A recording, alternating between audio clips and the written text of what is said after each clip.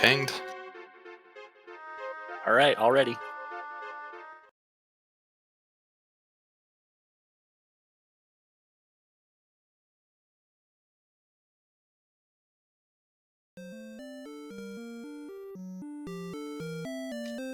Hello everybody, and welcome to RPG Limit Break for a Round 1 matchup in the Summer 2021 Dragon Warrior Randomizer Tournament. Races in this tournament will mostly be run with our standard flags, with all racers scheduled to compete each week. The tournament begins with a Swiss-style format for 5 rounds.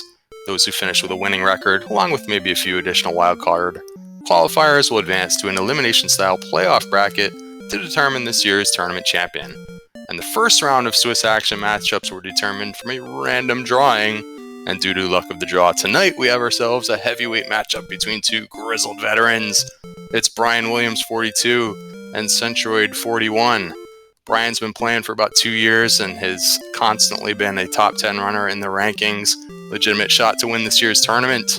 And Centroid41 has been playing for over 3 years now, and one of our previous summer tournaments had an opportunity to finish the Swiss rounds undefeated. So this is a clash of the titans here. Special thanks tonight to our tracker Marashu behind the scenes and High Spirits, our restreamer. Joining me tonight is RyGuy3745. What's up? Hello there. Aaron has it just in chat. I was going to say these are random. I see 42 to 41. That doesn't sound random to me, but we're off and running here, so that's we got some good stats to start. Hopefully we're off have a quick start here. Yes, extra key it looks like, and some gold, so you can buy some more keys if desired. And yeah, no spells to work with here, but 11 strength should be enough to fight the smallest monsters nearby the castle. If you want to stock up on keys. I think Centroid actually got a pretty good roll, so he could potentially stock up on keys and have money for a copper sword if there's a town nearby. We'll see what they want to do with this. Centroid's going in and out to potentially set up a glitch as well, but he's going to use his key. I don't think he went to the shop first. Yeah, maybe he just wants to see what's in there first, but Brian taking the more standard approach of purchasing the keys, so he'll have a full inventory of them. We do see Centroid has the gold glitch up. Unfortunately, he opened up that gold treasure chest first. He didn't know which was which. He's on a herb grind now, I think it is. Or did he find a key in there? And I always wonder about this. Brian is going to check the basement first, and then is he going to bother trying to set up a glitch? No, he's not going to the treasury right away, taking the long way around, going to take a slightly shorter path, but once you go to the overworld, that eliminates any chances of setting an early glitch here. So we're going to get the gold and the Stones of Sunlight, I think, were here. Oh, there's an extra key, so good news for Centroid. He still has an opportunity to go buy more keys. Very good. Yeah, that's awesome for Centroid. I wasn't sure if it was an herb or a magic key, but it did turn out to be a magic key, so he gets his full complement of keys as well. Yeah, I kind of agree with Brian on that one, at least. I'm not really worrying about setting up the gold grind, without knowing what's out there. You know, who knows if there's anywhere to spend that money or how much you need to get, and it doesn't look like there's anywhere to spend that money, so the gold grind wouldn't have really helped out, I don't think. Here's the thing. Brian's having a little bit of difficulty with the Scorpion with this strength, but I think that Centroid had a torch grind going there. So this Scorpion's going to be much easier for Centroid. So interesting divergence. I feel like Centroid has the slim advantage because of how he handled that opening sequence. He's got a whole bunch of torches. If he finds 2 or 3 Scorpions, he could all of a sudden be up to level 4 in a hurry here. And Brian's going to just go back in and grab an extra torch the old-fashioned way. But yeah, advantage Centroid. Ghost, though, having none of it. Yeah, that's really kind of funny that usually we talk about wanting to do a level 1 grind for the gold, and actually the gold is the least interesting thing to grind out of there right now anyway. The torches and the keys were much more important for Centroid to grind, and as Brian explores out a little bit, it looks like you have a lot of swamp around the castle, so we might want to gain some levels before we go anywhere. You know what, these kind of starts are always really tricky now, because you have access to gold whenever you want, because there's a key in there, so you can open up that treasury and pick up some gold whenever you want and replace your key. So, like, you sort of want to know if there's a town nearby, because if your opponent just goes and grabs a broadsword right now, it's like a huge advantage. But on the other hand, there's all these swamps everywhere, and, you know, their stats aren't very good. If they try too hard to explore for a town, then they just fall behind. So, striking that balance when you have access to gold early is a little tricky. Well, Centroid got 3, which was nice. Chat was mentioning level 2 wasn't very much to look at, but level 3 was quite nice. And also noted in chat, too, the Ghost is a little bit spicy. They got Baby Breath and Heal, so that makes it a little tougher for Brian, who doesn't have as many torches, can't really go after the Scorpion to... well, he gets level 2, but he's going to be looking at those Ghosts, and he's going to have probably a tough time with them. Yeah, and on these first 4 levels, Centroid did pick up some strength, so he is able to swing at the Scorpion for some damage. Didn't look like he actually managed to beat that one, so I don't know if the Scorpion has like a heal spell or something, but he's going to use his last couple of torches on this Scorpion, and okay, yeah, he's swinging for about 4 or 5 damage, so kind of mixing it up there. If he finds one more, he could actually end up at level 5 before running out of torches, so I think it's just a really good start for Centroid.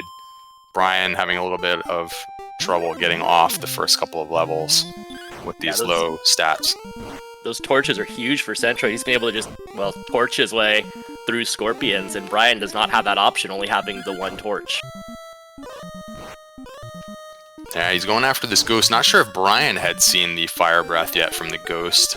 I know Centroid saw it early, so he keeps going after the Ghost, and right now, it's not revealing the secret, so 4 more experience for Brian. If he gets 1 more Ghost, he'll vault himself up to level 3. Centroid probably ready to figure out on maybe the next go if he wants to go exploring the world. 43 agility, you can maybe cover some map now, and, you know, you can pick up that gold chest a couple times, go see if there's a town. Well, the problem is there's a lot of swamp around. They have the HP to get through the swamp, but then, you know, once you get through the swamp, you have 4 or 5 HP left. Who knows if you can get anywhere? So I wonder if they're gonna maybe look around. I know Centroid's out of torches, so he can't kill those Scorpions quite as easily, so maybe he will branch out. Brian getting a Scorpion over there, though, so that'll help him catch up in the experience. Well, here's 9 damage to this Scorpion just with his fists, so he's got a good chance here. Yeah, so Centroid's already up to level 5 here, so looking at 30 strength, 43 agility, he just checked his own stats. I feel like he probably needs to just go ahead and take a death in the swamp soon to be able to refill and, you know, maybe have the HP to venture through these swamps. The Ghost takes care of that, so one way or the other, he's back home. Yeah, and for Centroid, it's not that many. He's, what, about... Well, I guess the King's about to tell us he's 53 experience away from the next level. It's only a few Scorpions, so... With no healing, with a lot of swamp around, it makes sense to probably stick around for level 6. Brian, I think I saw he was taking out some Scorpions, but it's going to be a little slower going for him. He does have enough strength, I think, to chip away at them, though. So Centroid is doing maybe what I expected. Grabs the gold out of here with the extra key and an extra torch. I forget even what that 4th chest was, but he's leaving it alone. Now, he hasn't actually checked the basement yet, but it's going to turn out to just be the Rainbow Drop Cave, so... you know, maybe he's hoping that there's a dungeon here with some medium strength monsters or whatever, but yeah, he'll go check it out. And now that he has a little bit of gold, I do kind of expect him to try and get through these swamps now.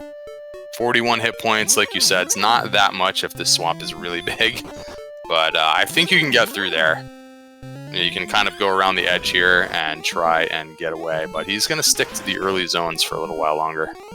Yeah, I was going to say, I think if it was me, I would just take out a couple Scorpions and just go to 6 and see what was there and try to increase my survivability, but I can definitely see you'd want to get on the move, but we have duplicate Scorpions going on here, so Brian's certainly 1 Scorpion away from getting level 5, which looked like it gave pretty decent strength and agility and kind of everything, actually, so he'll enjoy his level 5, and we'll see maybe he sets out. What's interesting, too, is at some point they learn the sleep spell, so if they went to, you know, the next zone over and found some warlocks or something, they have a reasonable chance to beat some slightly stronger monsters if they can keep it asleep. I haven't really noticed either of them doing that yet, but Centroid just double-checked his spells, but he's sticking in the primary zone for now. So to answer a couple of questions in chat, Brian's seeing a cave, but he's going to pass on it. Maybe he can't make it there. He doesn't have enough HP to get there. But answering a couple of questions in chat. There's your, there's a Seems skeleton. to have found a dead end, though, further to the west. So the whole map is going to go through the south swamp right now. We're in the top east corner of the whole map. So that 4th treasure chest, while our runners are doing a little grinding, Brian does get the skeletons. So that's going to be nice for him to use sleep and get these skeletons and wolves, just like you were talking about up to. That fourth treasure chest was... Oh, never mind. The fourth treasure chest was the Stones of Sunlight. Question in chat was what replaces those? It's just going to stay empty once you have the Stones of Sunlight. The Death Necklace is replaced with some tiny amount of gold, but the Stones of Sunlight just stays empty, so that's why Centroid avoided that one. He would have just found empty. But the Stones of Sunlight are one of our 3 items that we do need to get the rainbow drop, which we saw, as you mentioned, up to is underneath the castle. That rainbow drop will allow us to get access to Sharlock at the end of the game and go beat the big baddie, Dragon Lord. So one of the 3 quest items checked off the list there, but yeah, no real point in going back and getting it. So I feel like Centroid now for the last couple minutes has been a little conservative. I kind of like what Brian Williams is doing, although that last fight with the wolf that Brian had, he was going for the death warp because he was low on HP, but like, you have the sleep spell. You can fight a wolf if you put it to sleep right now. He is using sleep strats here on the skeleton, so generally speaking, I like what Brian's doing, going over to the west zone. The skeleton and the wolf are both worth quite a bit more than, you know, the ghosts and such things that Centroid was busy fighting a minute ago. He manages to make his way through Tablet Cave, but nothing exciting in there. And so Brian hasn't actually gone in there yet, but yeah, nothing. It's not missing much right now. Yeah, I'm kind of surprised how fast Brian's able to take out these skeletons. I guess it's a little better. The skeletons 25 versus the scorpions are still 16, so I don't think Centroid lost a ton of time hanging out with those skeletons, with those scorpions, I mean. Yeah, Tablet's one of those that it's kind of, I always groan when I find it, because you have to check it. There's only one treasure chest, probably nothing there. The dragon scale, actually, when our runners equip it, gives them +2 defense, so I mean, at least that's something here, but yeah, not really what they were probably hoping for. Yeah, mostly what I was thinking was, at least at first, it seemed like they weren't using that sleep spell. When you get it early, it's really useful. Yeah, so right now, actually, the experience lead has sort of evened up. Brian did a nice job in those secondary zone with those skeletons, and while he goes over here and grabs the scale out of the chest, Centroid has a small window here to maybe extend the lead a little bit. He's going to go back into the treasury for more stuff. And now is it time to go south.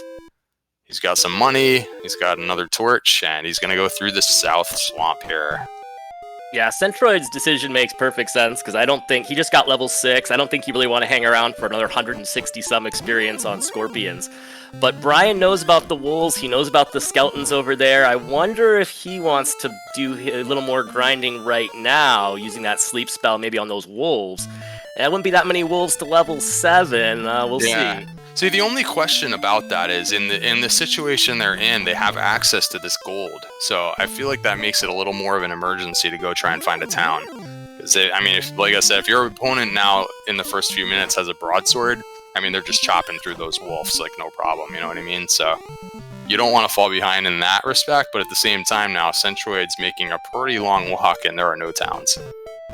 I was about to ask, do you think maybe the swamp might sort of allay those fears a little bit? Like a normal seed with no swamp around, yeah, I'd definitely concerned someone got money to a town, but do you think maybe the swamp... Yeah, I think a little bit, especially maybe they were fishing for like a healing spell, which would make walking through the swamps a lot easier, you know?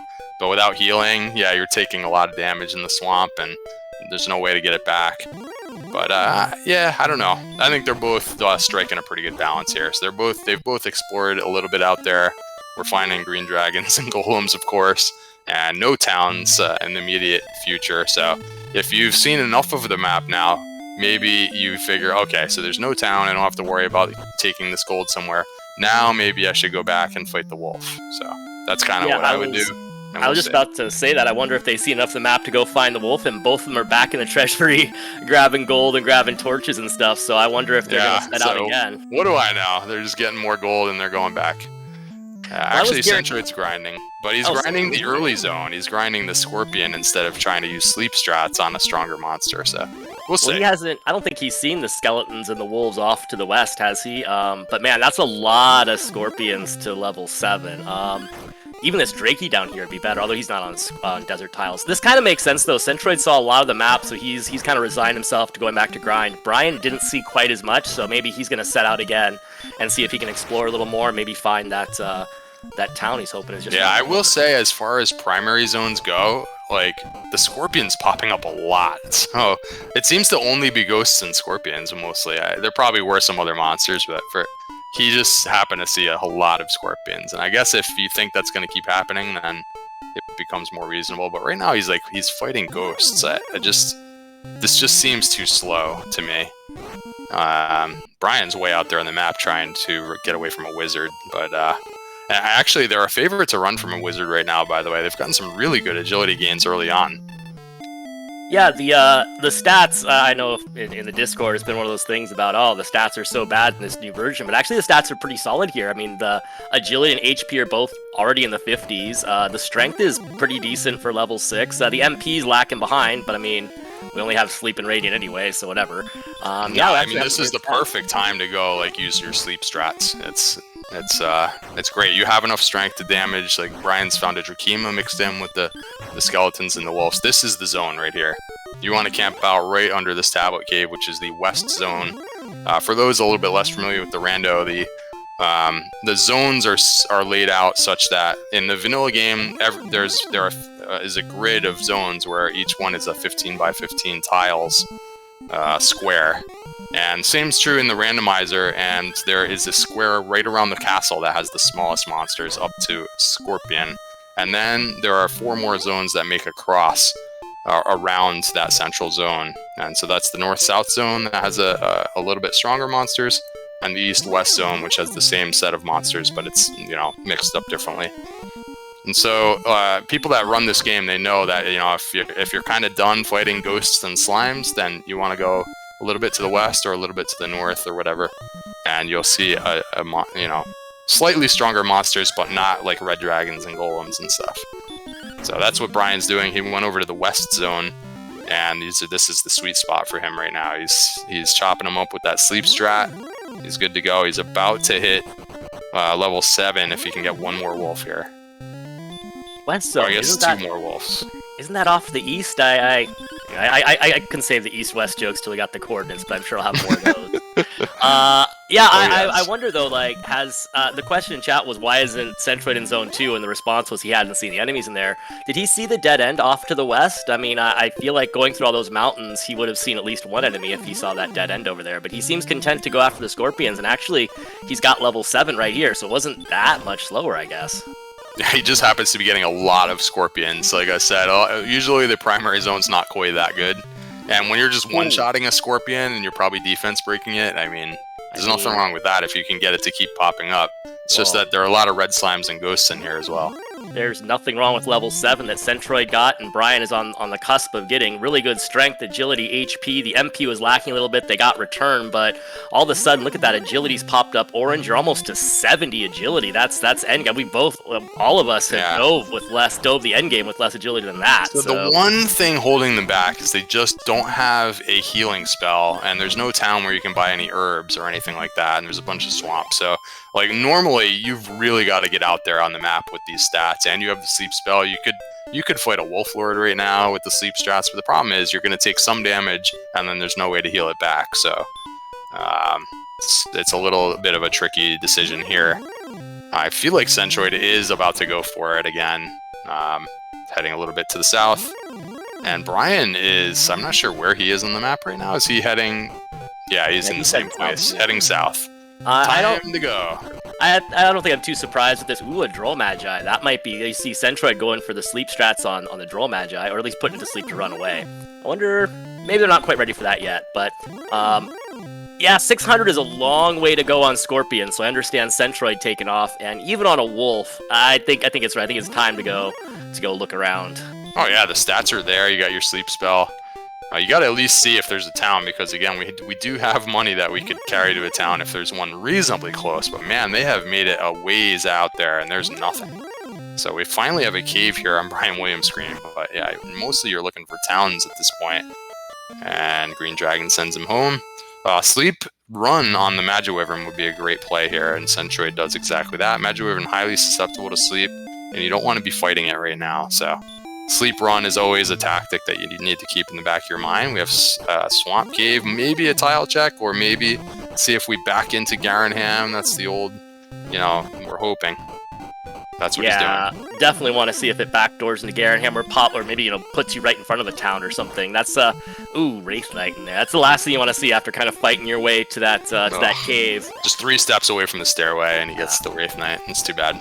You at least want to see where it goes, but... Anyway, Brian's going straight back out, so I guess we're just done grinding, and the tricky thing now is, like, you have to make the same walk all the way around... this geography with these mountains through the swamps every time you leave the castle, and you're losing half your HP in the swamp every time. It's kind of tough sledding here. That's where I wonder, I thought Centroid was going to grind scorpions again, but that's where I kind of wonder if maybe Brian, he's going to go for that cave because he doesn't know what it is yet.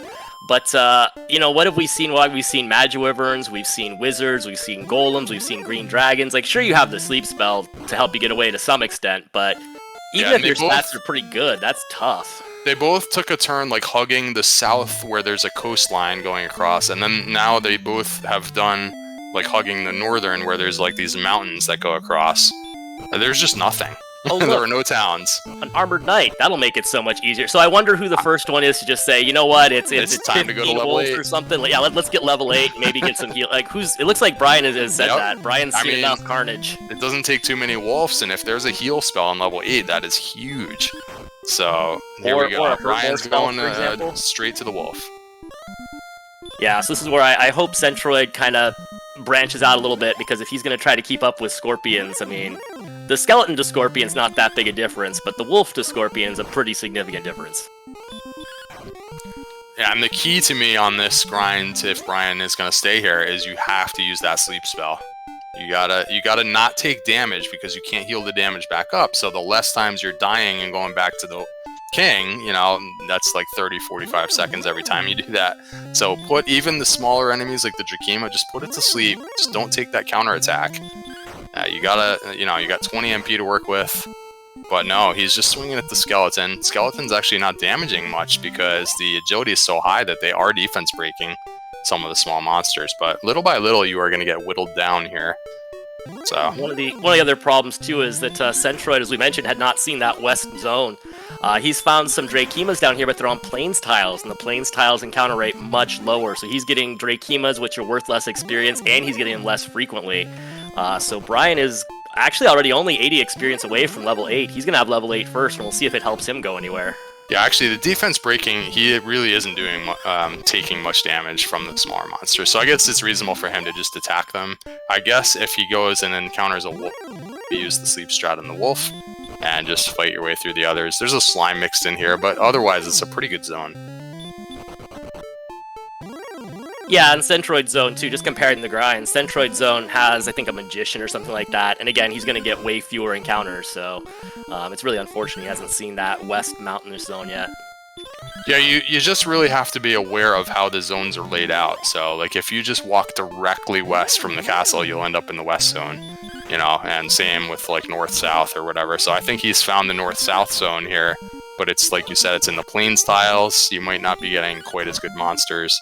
You've got to try and find the West Zone, just to see what's in there.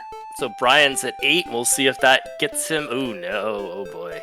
Well, at least the hit points, the ones with the hit points were pretty good, and they get Stop Spell and the Hurt Spell. No, he might try going out again, but I don't know how much that's going to help. Yeah, it's useful to have a lot of hit points. You'll give back some walking through these swamps, but yeah, between that and almost 70 agility now, I mean, you can, like, run from blue dragons and stuff, and you hopefully won't be getting ambushed very often either, so you probably can make some distance out onto the map right now, but you might not be, fighting too many things. It's hard to say. So if they could just find one town, you could make your base camp there, buy some herbs, whatever, and just, make more progress from there, but so far, it was a lot of empty space between the castle and just everything else. Yeah, and a lot of nasty Sharlock enemies, too. Brian taking a Death Warp so he can have full resources for his next trip out. I'm not sure. I know Z mentioned what appears to be a required Swamp Cave. I don't think we saw... Did we see all the way to the north of Swamp Cave? It is possible to open us up there, but we haven't seen where Swamp Cave lets out yet. And I think there's another swamp that neither one of them wanted to try walking through. That's kind of to the northwest of that whole region. If you follow the mountains kind of along to the west, yeah, they didn't see the end of that swamp, so there is another direction they can still walk, but yeah. Right. But I think both runners. Has Brian seen it at Swamp Cave yet? Either way, I think both of them are going to want to check out that cave and see where Swamp Cave goes in case it does backdoor into Garenham or something fun like that. Oh, for sure. Yeah, that's always something you want to do if you find Swamp Cave. I don't remember what else we saw in the Swamp Cave. There was a Wraith Knight, obviously. Yeah, that was all we got a chance to see. Yeah, so sometimes you'll get lucky and there's a decent zone in there as well, and you don't have to worry too much. Other times, it's really hard to walk through Swamp Cave because there's all really bad monsters. But yeah, all we saw so far was the Wraith Knight. Brian's really close. He should be able to get away from the werewolf here most of the time. That's the advantage of almost 70 agility. Ooh, free and, wolf. Yeah, wolf here. Oh, nice. I would be using sleep strats here on the wolf. I feel like they almost have forgotten that they have the sleep spell. But no, he just wants to get out of there so he can see what this cave is. We do have Radiant. He's not going to bother. Oh, Brian getting lucky and seeing a Magidrake. That's much better than a Wraith Knight. Yes, indeed. In their current situation, for sure. Oh, looks like I thought that was a little dead end there, but it looks like Swamp Cave continues, the continent continues, sorry, past Swamp Cave, and Brian left Swamp Cave, but I think he's heading back now that he sees the dead end. Yep, okay. So this continent is pretty much cleared, except that I'm pretty sure that there's one swamp that they haven't walked through. But everything else will be through Swamp Cave here, and he's almost at the other side. Here we go. And it's not Garenham. More swamp. Hey, and wizards. Oh, man. Yeah, a little bit tough. No towns nearby. We're finding all the caves first. Well, this cave could have some goodies, though. It's going to be one of the treasure caves. We know it's either going to be mountain or grave, and we get a Radiant, and we get its mountain cave. So 5 chances to find maybe an armor, maybe a sword, maybe some of those quest items. Yeah, this is interesting, too, because they already have keys, so that wouldn't be such a big find in this case. But yeah, if you find the sword or the armor, that would be huge. We're going to find the flute instead, Rat Guy. That's exciting. Well, sometimes the flute can be helpful in case you find a golem on a spike tile or something, but yeah, usually there's a lot of eye rolling happening when you find the flute. Alright, Death Necklace. So those are 2 of the items that could be on search spots, and now you know that they won't be. So in the future, if search spots come into play. And the Death Necklace, the Death Necklace is a good one too, especially for this seed. The Death Necklace in the vanilla game won't do anything except curse you, but here in the randomizer, it will give you a plus 10 boost to your attack power in exchange for taking away 25% of your HP. And in this particular seed, we have a lot of HP, so maybe that might be useful at the end of the game. Not only that, if you finally find a town, if you really wanted to, you could sell the Death Necklace for about 1,200 gold, so yeah, you know, we'll see what happens. He is not seeing really terrible monsters. Droll Magi, I think he managed to miss a sleep spell on the Droll Magi, which is infuriating, but he still gets away. And if he can actually get to the final chest here, this is a really good, you know, he won't have to come back in here at least. It's like, alright, Mountain Cave's done, and, you know, we're all set. So no outside spell, he's going to try and get out of here the old-fashioned way. Yeah, good news is he did clear the mountain cave. It's off his checklist. He doesn't have to go back in there again. But the bad news is there wasn't a whole lot. Maybe a couple of those key items like the fairy flute and the death necklace that might come in handy later, but not a lot of immediate help there. Centroid is back. Okay, just took a wrong turn in the bottom of the Swamp Cave, so he is very close to getting out the other side of Swamp Cave. We have Sharlock on Brian Williams' screen, so... Does that count as a town? No, someone lives there. No? No. No. Still no towns. There are chests in there, but we can't get to them. Oh, I thought for a second that water was blocking it. It was one of those situations where you couldn't access it, but you can access Sharlock, and there's a town! We actually see a town! I won't say what it might be. Hey, it's a real town! It's not that one. And we actually have plenty of money for a weapon or a large shield. So yeah, he's going to get a couple of things at the item shop first. But this is a pretty big deal. We also already have keys. So there is some chests and an additional cave in the back, which at this point, I think we might actually know which cave it is. We've seen a lot of caves. We still have our trading cave, we still have Harp Cave, we have Freebie Cave, we have Grave, so I think there's a few possibilities. probably hoping it's not Harp Cave. That would create some weird routing and I don't know, whatever else. So as long as it's one of the other caves, you'd probably be happy to take the treasures. There's also 3 treasures in the back of Garanham we'll be able to check too. So we had a large shield pickup, but was there no weapon at all in the shop? That's crazy. I forget if there was weapons or not, but the large shield pretty much took all his money away, so he was not going to be able to purchase anything else other than a few herbs anyhow. But yeah, I didn't see if there was any weapons. Yeah, usually you want to prioritize a weapon in this situation if you can afford one, but I guess only the flame sword available, it sounds like, so maybe something to keep in mind for later. There is a gold grind available in the seed, but this is a really long way away. But never mind. We have the Erdrick sword, if I saw that correctly. Wasn't that the tease? I think that was the tease, wasn't it? Wasn't that the token? Was it? I could have sworn it was the sword. We found something of Erdrick's anyway. Yeah, I was pretty sure it was Erdrick's tease, right? Oh, it's the harp cave in the back. That is a tease. We do not have the silver harp. It was the token. So. Wow, I thought it was the sword. Tracker thinks it's the sword. We'll see. We'll see when he swings at something if he's hitting it hard. At any rate, the other nice thing about Garanham, though, is it's pretty... Ooh, another town. Is it's pretty close to Sharlock, so at the end of the game, when you're looking to dive, you'll be able to get a nice little refill right next to Sharlock before you go. We find Remolder, which usually is exciting. You get to get keys, except we've had keys the whole time, so there's really just one treasure chest and a weapon shop we can't afford anything in. Yeah, it's interesting, too. They're both on level 8 right now, but Centroid has just not had the same amount of luck traversing the map. Brian has made a ton of progress now on the map, and Centroid has been sent home, so he's making that walk away from the castle again. Even though they're both on the same level with the same stats, he just can't make... He couldn't make it to these towns, so... And Brian's finding everything over here. Yeah, another towns town. Towns are just all lined up in a row here. This isn't Swamp Continent, this is Town Continent, apparently. But yeah, we're gonna get a third town here, and we still haven't even seen the town yet. Yep. Although it wouldn't be very trolly in this situation, but actually might be really nice. Brian's gonna try and sleep the Goldman. I did not think that they were very susceptible to sleep. I'll have to double check that, but it worked. Well, and he's gonna try. Okay, here we go.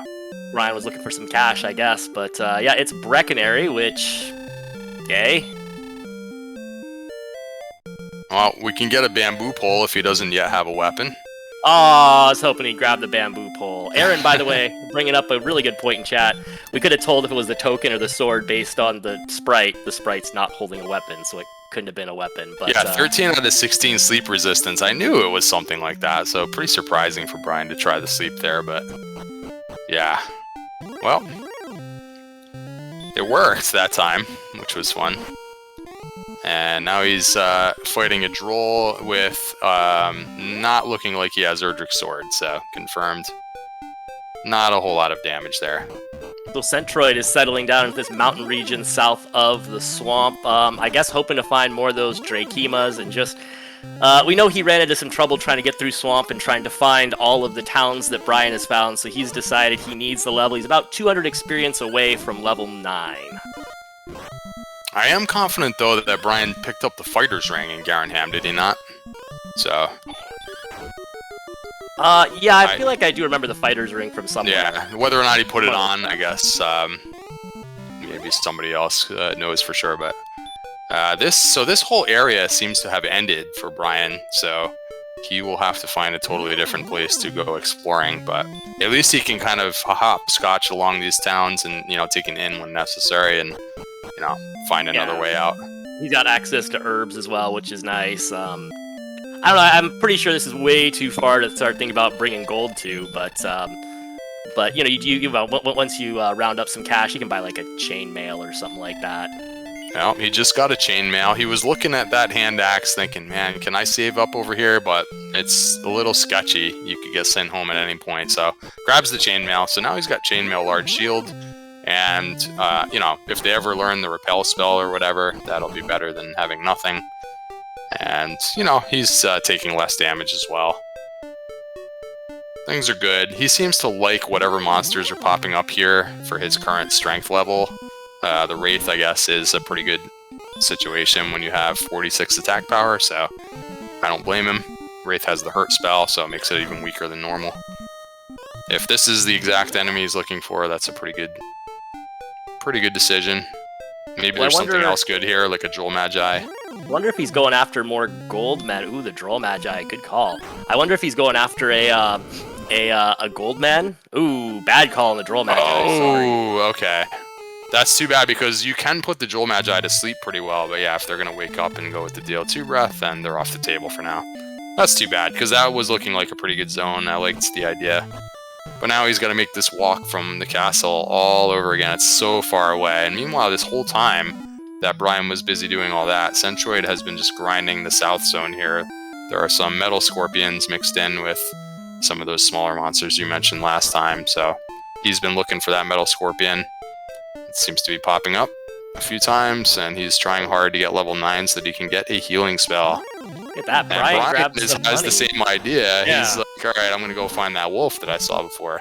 I was wondering after Brian grabbed the money if he was going to make for Swamp Continent again and try to get himself that hand axe, but no, he's right back on the wolves. And yeah, what's cool now is with the chainmail and the large shield, his defense breaking the wolf, so he can stay here all day. Like, this is no problem.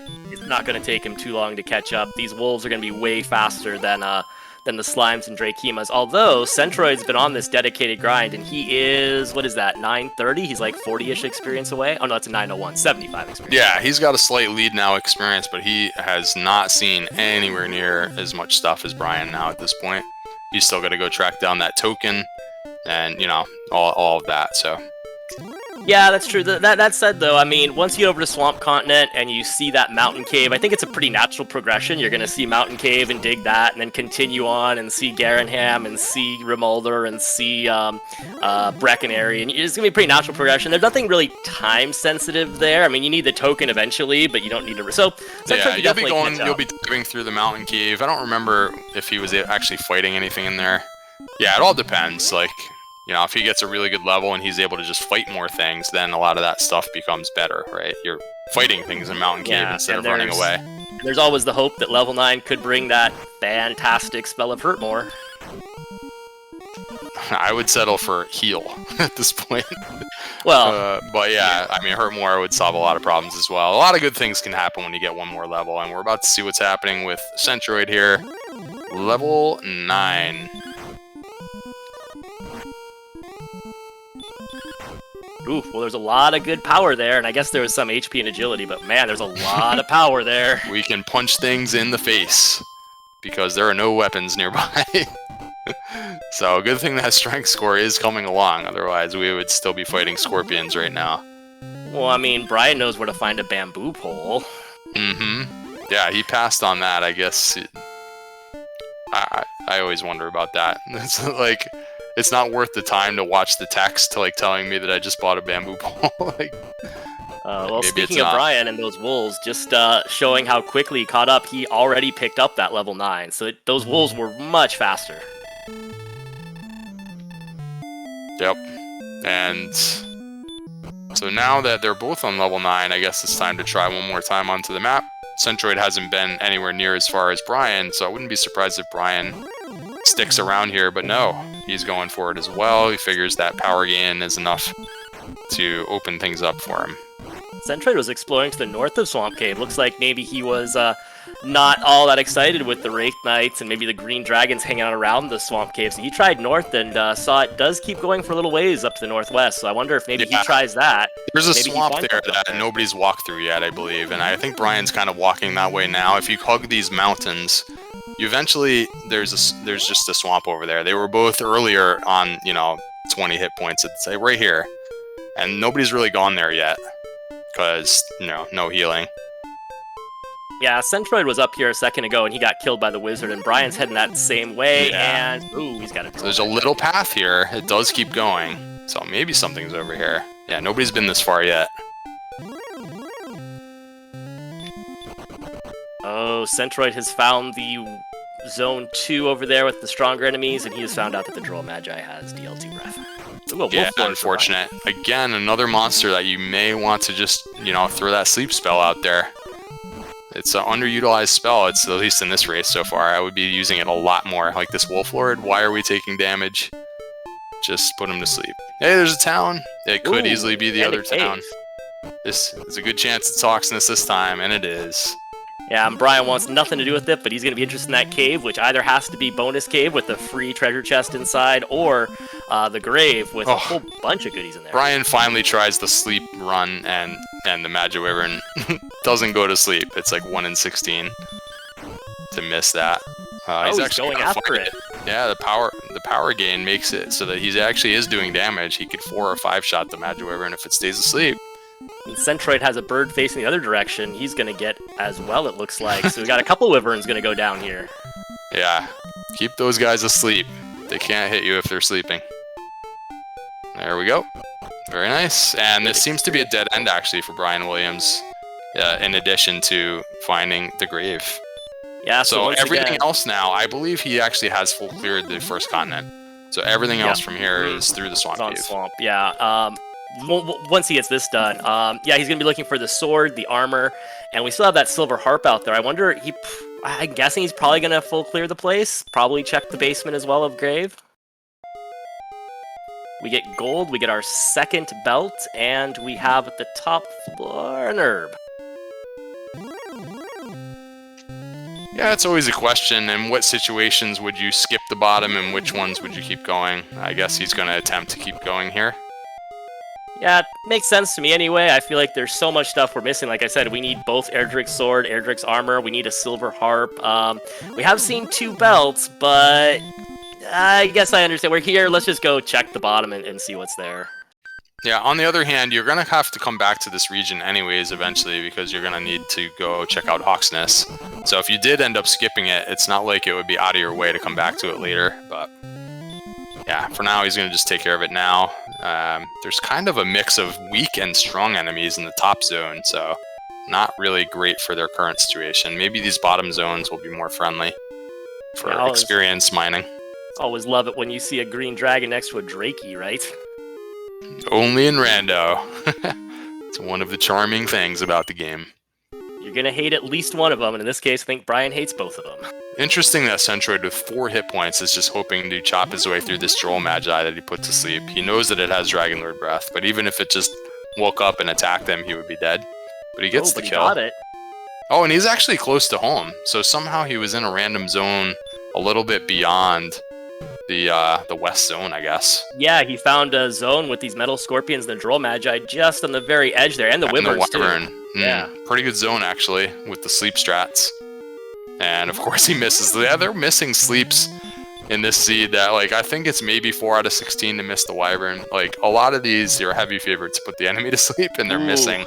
And it's just like, come on, we can't recover from this. We don't have any healing. Brian was just short of that last treasure chest and grave. It turns out it's just the fairy water, so there's nothing at the bottom there. He found an armored knight. First try ran from it, and he counted his lucky stars and quickly checked his agility. So he was quite happy to run away from that, but unfortunately his only reward is a fairy water. That is one of the nice things about having good agility early on. So he actually manages to full clear both dungeons first try. So his exploration lead is pretty large. I mean, I feel like he is destined to get into grind and go significantly faster than Centroid, unless he has a lot of trouble finding like the last thing or whatever. The experience lead is similar, you know, but at some point you've got to get all the stuff. Well, the only problem here is that, as pointed out in chat, the grave had nothing in it. So if Centroid does go around and search maybe Swamp Cave first, and if he comes back to the grave Hawksness area last, he might be able to reason out that the grave has nothing in it and might not even have to waste his time going into it if he explores in that correct order. Well, what we know is the correct order. Right. Yeah, like if he's already able to like defeat a Guardian by the time he finds Hawksness, he might just go into Hawksness first and, you know, and then that might be the last thing he needs. Right, or whatever. Never bother with the grave, exactly. Z pointing out in chat, just getting his popcorn ready because he's pointing out that there's a good chance there's Erdrick something in Sharlock, and that's all. So there is a gold grind available, but I'm not sure if Brian's going to bother with it. We'll see. He did intentionally die out of the grave. He knows there's gold here. Yeah, he's going for it. You know, he saw like 3 towns, and I don't remember any huge. There was a flame sword somewhere. We had a flame sword. We had a silver shield out of Breckenary. I don't remember if there was a magic armor or not, but I like this play because it's a really long way back to Swamp Continent, but Brian knows Main Continent is dead ending anyway. He has to go back to Swamp Continent regardless, and why not go back to Swamp Continent with your bags full of money instead of broke, right? So Yeah, if you're gonna have to go back it's there anyway, take money super with you. nice routing from Brian that he like, you know, knows at this point that the first continent's full cleared. Absolutely. It's that he can do this kind of on the way, like you said. You're going back there, and as soon as you exit the swamp cave, is assuming you survive the trip. I'll be interested to see if he makes a safety save here. But yeah, if you survive through the swamp cave, it's just like a little quick turn to the first town. So, and then you have all the other towns nearby.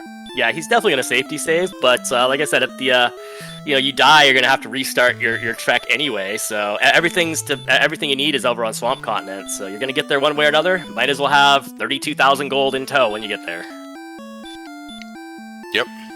I'm not sure if he saw the big armor anywhere. You know, sometimes you would just settle for just keep the chainmail and only grind, you know, 25,000. He's actually going even less and not saving. This is very aggressive from Brian. Yeah, so he doesn't. I was guessing Broadsword, Silver Shield, or maybe just didn't see the Silver Shield and is going Large Shield with the Flame Sword and the Magic Armor. Maybe, a couple of combinations. I assumed he'd at least go to Silver plus Flame, but yeah, it looks like he stopped a little short of that. I gotta think that he's not going Silver Shield and he's going Flame Sword Magic Armor.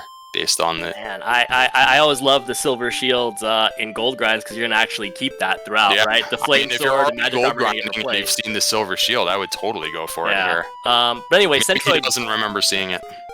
Centroid did get level 10, and it was somewhat underwhelming. 3 strength, 1 agility, 2 HP, and 3 MP, and no spells. So he is staying in that same zone. It served him pretty well, and he is going to make his way up to level 11 grinding out here, it looks like. Yeah, interesting observation in chat that this looks more like double flame sword money in case he takes a death. So he didn't save, but he's got double the money.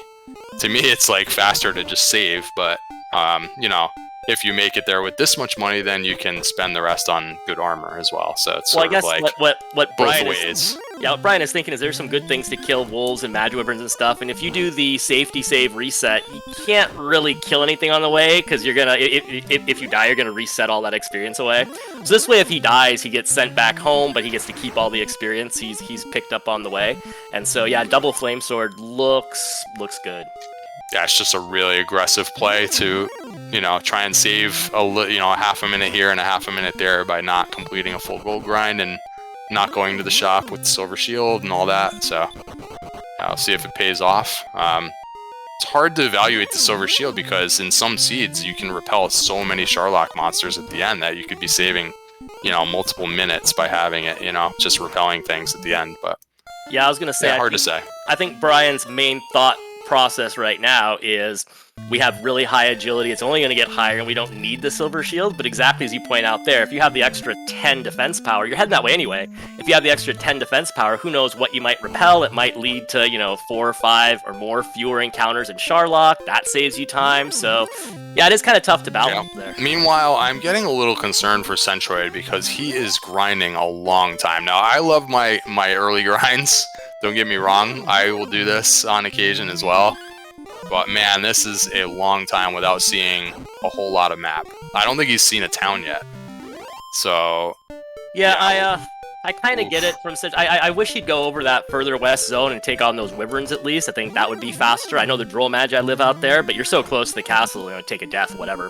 I get it, because he took a lot of deaths trying to get to Swamp Cave and get through Swamp Cave, so I get why he'd want to wait maybe for some healing or some hurt more or something like that, but man, you gotta get to 2175. That's a lot of skeletons. That's even a lot of wolves. If we got some wyverns, we could maybe make do. Although Brian looks like he's grinding too. Oh, just yeah, like I said at kind of the beginning of the race, it's a very tricky situation when you have access to money and you can't find a town. Like, if you didn't have keys right now or whatever, then like, yeah, maybe, all right, I'm just not strong enough.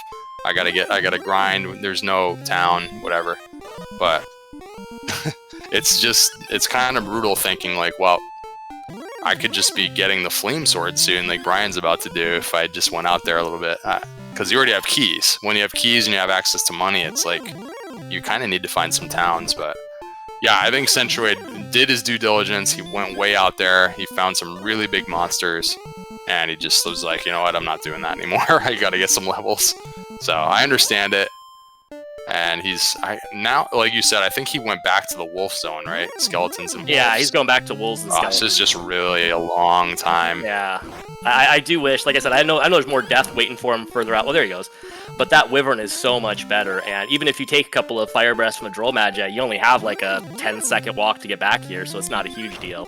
Apex did mention in chat they've swapped grinds from earlier, but I'm pretty confident Brian's just going to 15 for level 10, and he'll be back on the trek for his. Did Brian happen to save after taking whatever death that was? By the way, I didn't see the death. Nope. Sometimes you find yourself right in front of the king after losing half your money. That maybe is just a good time to hit the A button and save real fast. Wasn't paying 100% attention, but I don't think he did. Very aggressive. Ooh, Centroid did get a Droll Magi, so if he can kill Droll Magi every now and then, the Wizard's a little annoying to have out there, but you got high agility, you can run from them a lot, and there's a Wyvern for him, so this is much better for Centroid to get to level 11. Here's the tricky thing now with Brian is that he has now full cleared both dungeons, right, guys? So like for him to like reset up a gold grind or something would be an out of the way trip. So yeah, so that's unfortunate. He's going Flame Sword, and that's it, I guess. If he can make it, like let's say he dies again and he didn't save. What hey, how about that? Now? Well, how about that Broadsword? That's looking pretty good too, right? Just downgrade, no problem. How about that hand axe? Like, really hope that you get hurt more soon. Where'd that bamboo pole go? Hurt more is guaranteed to be learned sometime in the next 6 levels. Yeah. So sometime in the next 8,000 experience, we're guaranteed to have it. Yeah. Cool. That's good. Yeah, nice. Exactly. And Centroid back at the castle again. Kind of a rough map here that High Spirits rolled for us, our esteemed restreamer tonight. Yeah, there's really nothing very close, is there? Yep. Things are far away, and we don't have the spells to make life easier. And, yeah, we're over here grinding skeletons on level 10. That's what's happening. Oh, Brian is setting away from the Flame Sword. Maybe he just, I don't know, maybe he doesn't really care about the Flame Sword anymore. Maybe that power on the last level, he just decided it's not necessary. This is weird. Like, Centroid seems to be, like, straddling back and forth. So, sometimes he's drifting over here to where the Wyvern is, and then he kind of goes to the right, which is where the Wolf is. There is definitely a zone boundary, probably, like, 3 steps away from these mountains. You need to get all the way over here like he is now if you want to find that Wyvern. Yeah, so, it's going for the Wyvern. Might be one of those cases where it's kind of tough to see where the boundary is, or maybe one of those where I know I've run into before. Oh man, and the ambush when you have 74 agility, like you just want to throw your monitor out the window there. Like a Droll Magi should not be ambushing you there. I'm sorry. It's like someone can do the math real fast, but it's probably less than 10% to get ambushed there. It's super annoying. I only throw my monitor for things less than 1%, and I still throw it a fair amount. But yeah, it might be one of those where Centroid is just like, there are 2 decent zones here. Even the Wolf is okay if you get a Wolf every once in a while. So maybe he's just running around like, give me any encounter, I'll take a Wolf every now and then, or I'll take a Wyvern now and then. A Wolf every now and then is okay, as long as you're still getting in that Wyvern zone a fair amount. Yeah, and so where did Brian go now? Is this second continent? Because at first it felt like the northwest part of the first continent, but it just ended there. I guess it's second continent. Brian's on Swamp Continent. He went to the northwest, away from the towns, and he's just kind of found this zone up here, this empty landmass with, Wait, so he's not even going back for the Flame Sword? No, he's just like hoping to find, Caitlyn that he still needs? And maybe there's a Flame Sword there? Yeah, well, my guess was maybe he got level 10, and level 10 was the one I think that had... Was level 10 the one that had a lot of power? That maybe convinced him he didn't need the Flame Sword? I don't think he's gotten another level since doing the grind, but maybe I'm wrong. Or 10. He went from 9 to 10. I think he's maybe just hoping that he's going to find Caitlyn, which I think is the last town now that he needs. And, of course, it has 3 shops. Elmore saying... Now he's just dying in the swamp, and he just loses the gold. Ooh, he had herbs. This is very aggressive play from Brian. I don't know. It feels like it's not working out, and yet he's clearly in the lead, so... Well, not clearly because the experience deficit, but he has seen most of the world, where Centroid has seen almost nothing. Oh, I see chat's helping me out that 10 was not 10. So 9 was a really good level, not 10. Yeah, I don't know what convinced him to change his mind about that Flame Sword then. Oh, he was out of herbs? Okay, so he tried to go through the swamp, and it turned out to be much larger than he expected, and bye-bye. So about that broadsword, how's that broadsword looking? He has broadsword full plate money right now. You know, that's a pretty good combo. I if mean, you there's can find worse, that you know, exact thing. and to be honest, like, the flame sword is plus 28 attack power, the broadsword's plus 20. I mean, yes, the flame sword's better, but it's not, like, leagues and leagues better, so... If he could find his way to a broadsword, that would be sufficient, especially with the power they've got. We actually don't know what either of the spike tiles are yet, right? I don't think anyone's checked anything. No, but I don't think we really would have a shot. I think both are thinking that they I'm just saying, in the long term, if there's like a red dragon grind or something, you kind of want the best weapon available just to make it faster, but yeah, you never know.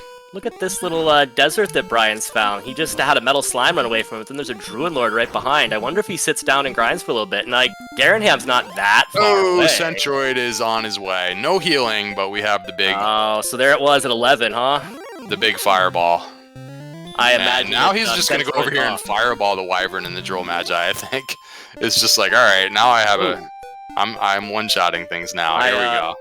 I kind of agree with chat. I feel like once I get hurt more, I just want to run out into the world and set everything on fire. So I'm pretty surprised he's sitting around here grinding. But if you hurt more a bunch of Wyverns, you can pick up your next level real fast. What the heck happened to that HP, by the way? I saw hurt more, but we have HP now.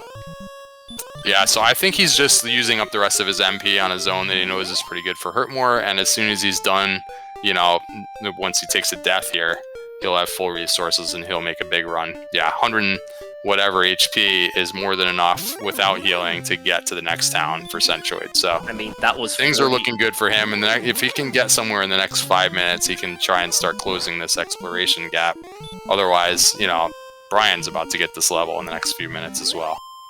That was 49 HP, which, by the way, we mentioned that Grave didn't have much in it and such, but Mountain Cave had that Death Necklace, and suddenly level 11 gives enough for the Death Necklace, and Brian found coal. Oh, yeah, this was directly north of Charlock. I was going to say, I don't know how we missed that. I thought we were... but Cole with the Silver Harp, so he knows where to trade that in.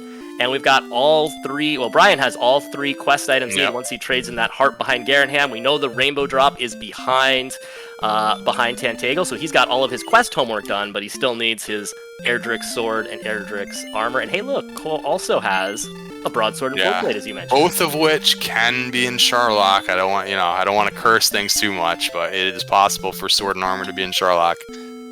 We'll see. Now, if we have seen any cursed belts at all, then one of those things has to be on a search spot. But I don't remember seeing one. We've seen two, actually. Oh! Yeah, one in Mountain Cave, I believe, and one in the Grave. So I think that does mean... So one of those things has to be on a search spot. It won't be in Charlock, yeah. Because we've seen now one search spot in Cole, and the other two we haven't seen, the harp, right? Sorry, the harp, right. We just found the harp. Yeah, but one of those other spots has to have something. And at this point, we already have the flute and the necklace, so it has to be the sword or the armor. So search spots are pretty important. He already knows where Hawksness is.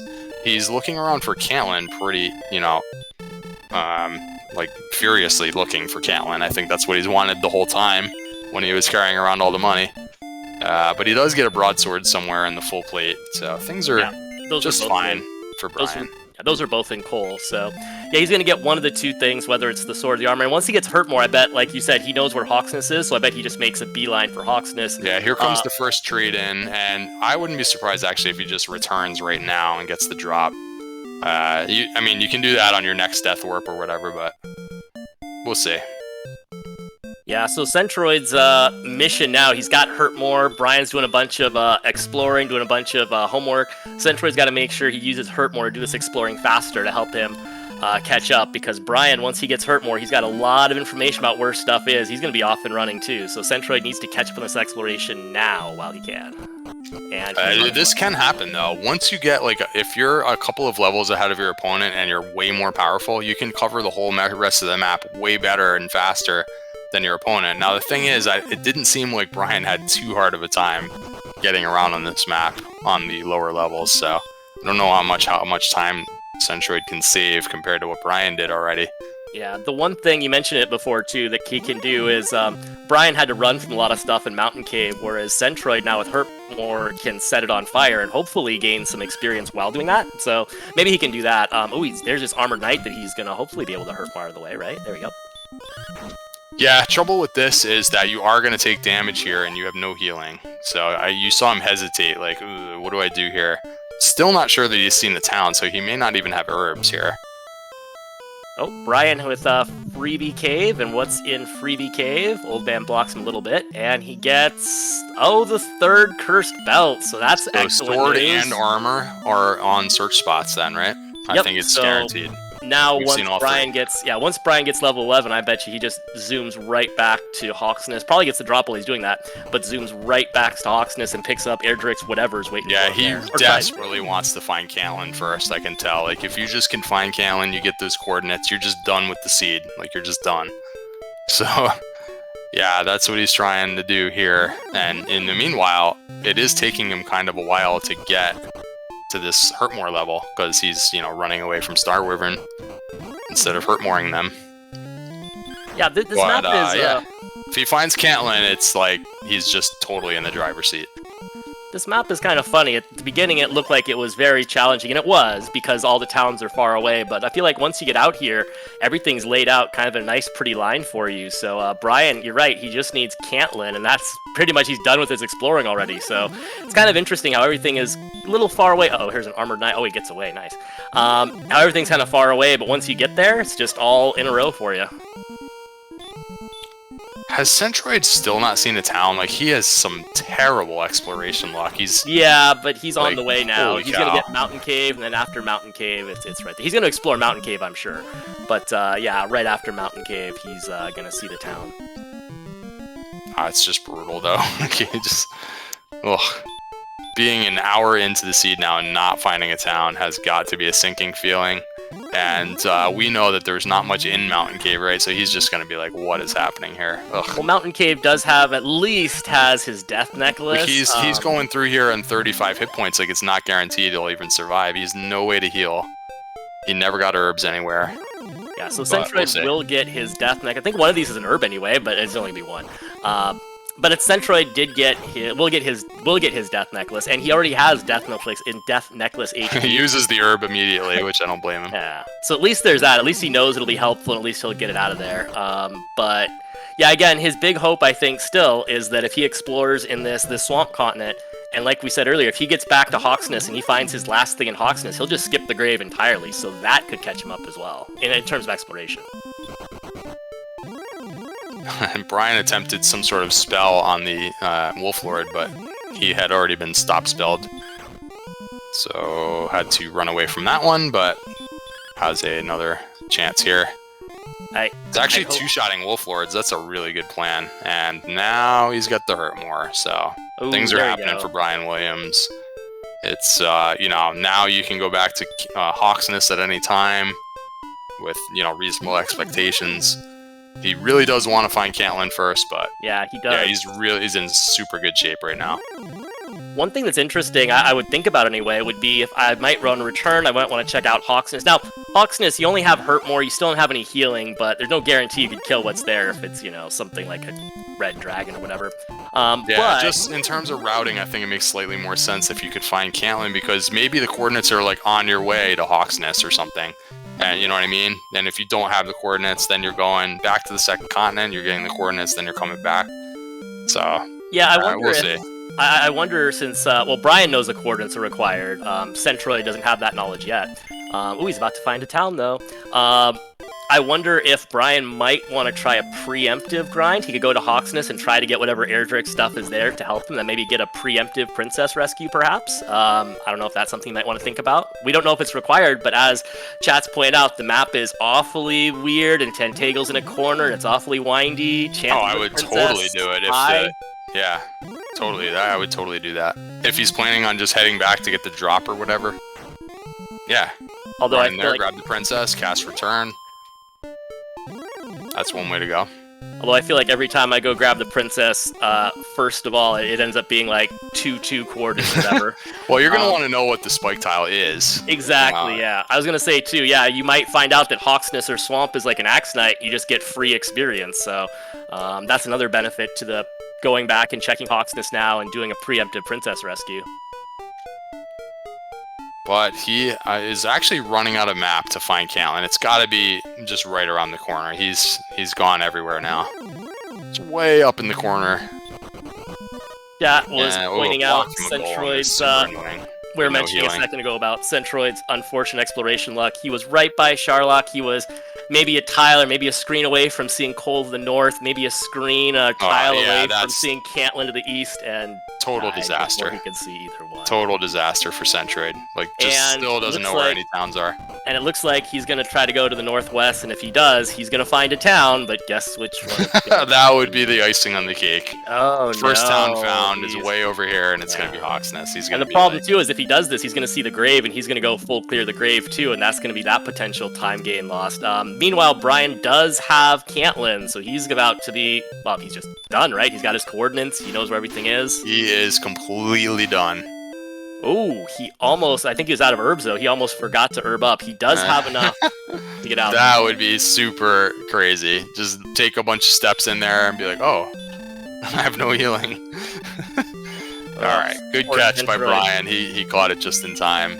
Poor Centroid has found his first town, and he's about to go into the grave and get the bad news about the grave, too. Or he's going to find an armor knight. Oh, it's just brutal.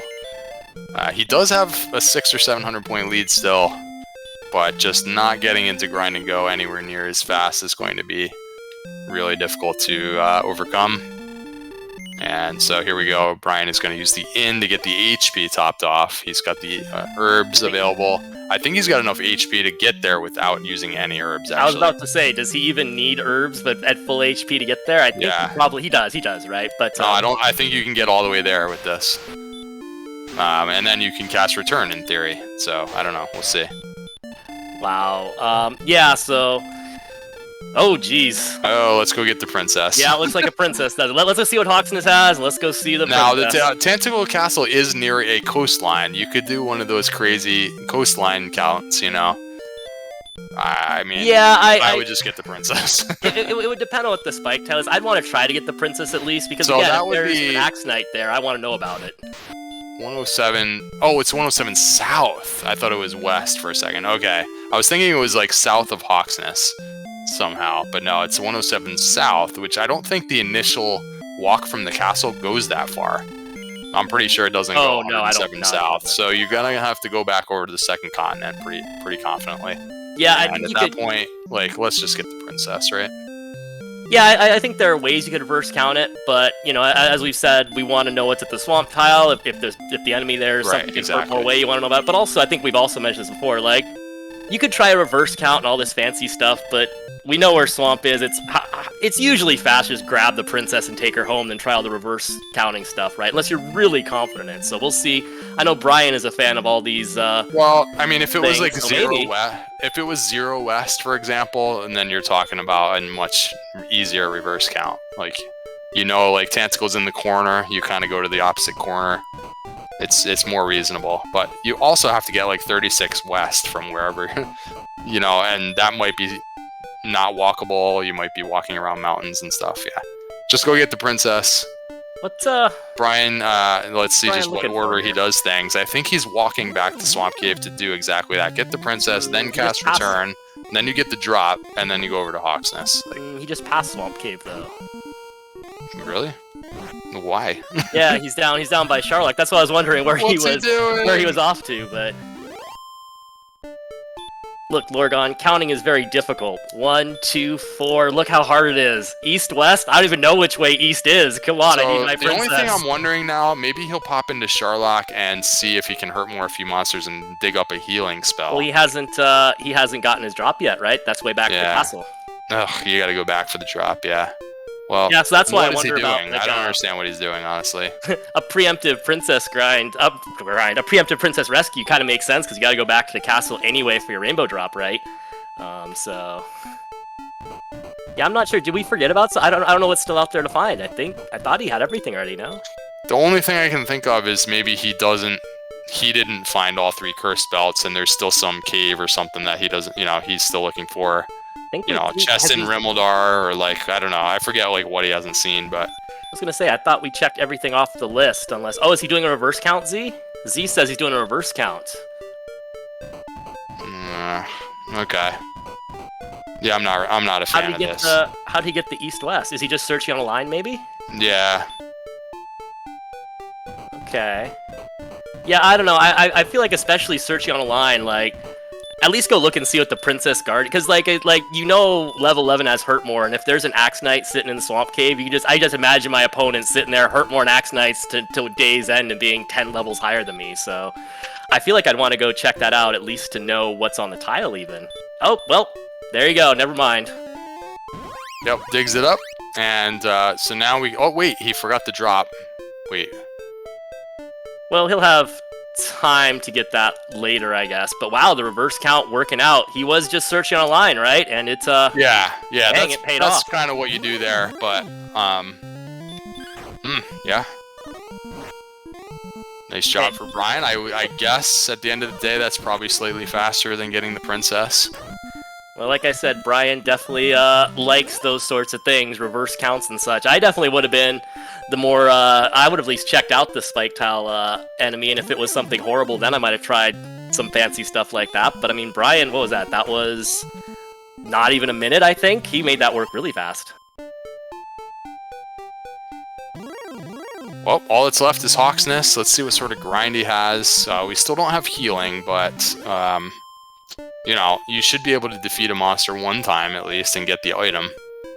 Oh, Lorgon, I'm not going to have to face Brian Williams. Only the good players are going to have to face Brian Williams, so I'm safe there.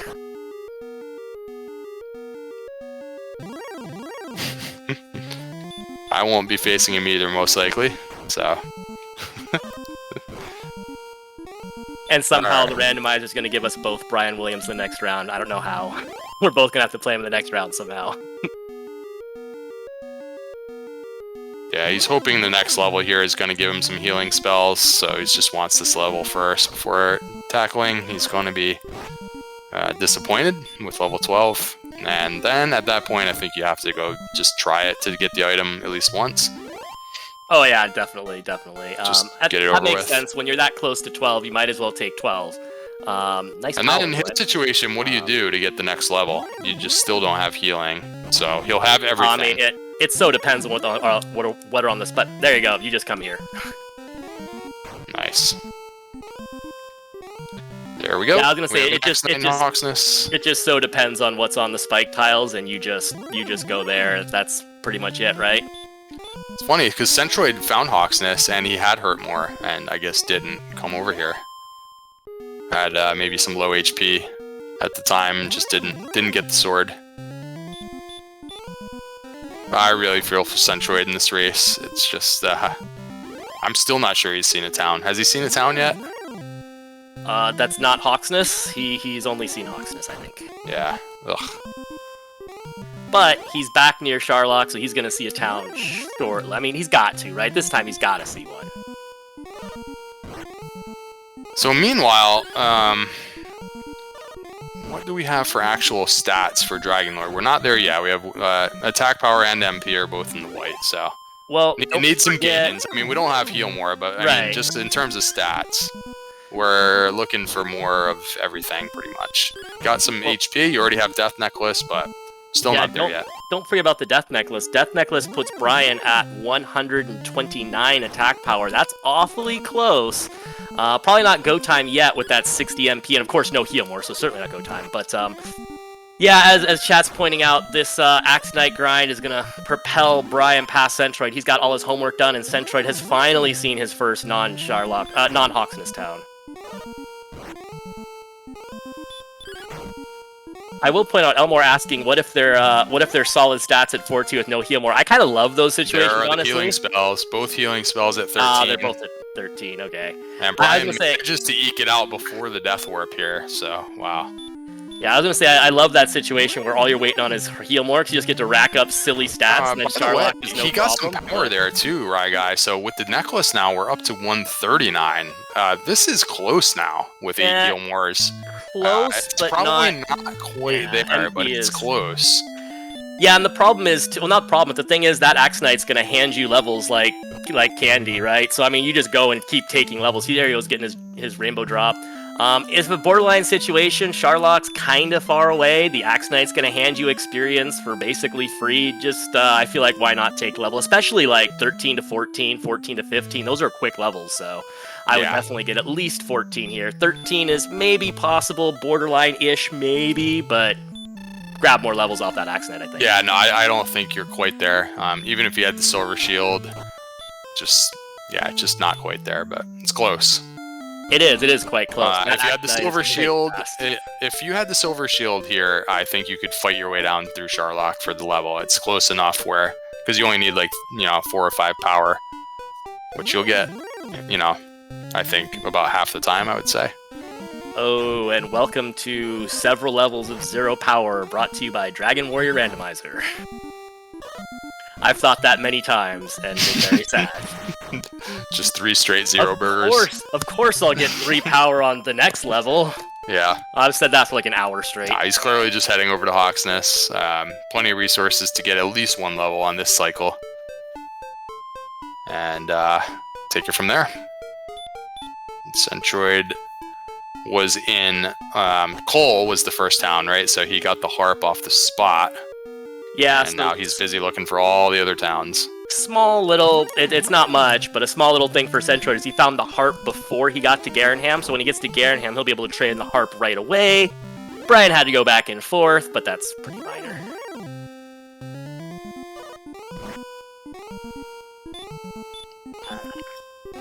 Alright, so next level is 5625, where around, after this Axe Knight, will be around 1,000 points away, so that is about 8 Axe Knight victories. If my fuzzy math holds up, he's got 10 Hurtmores to work with.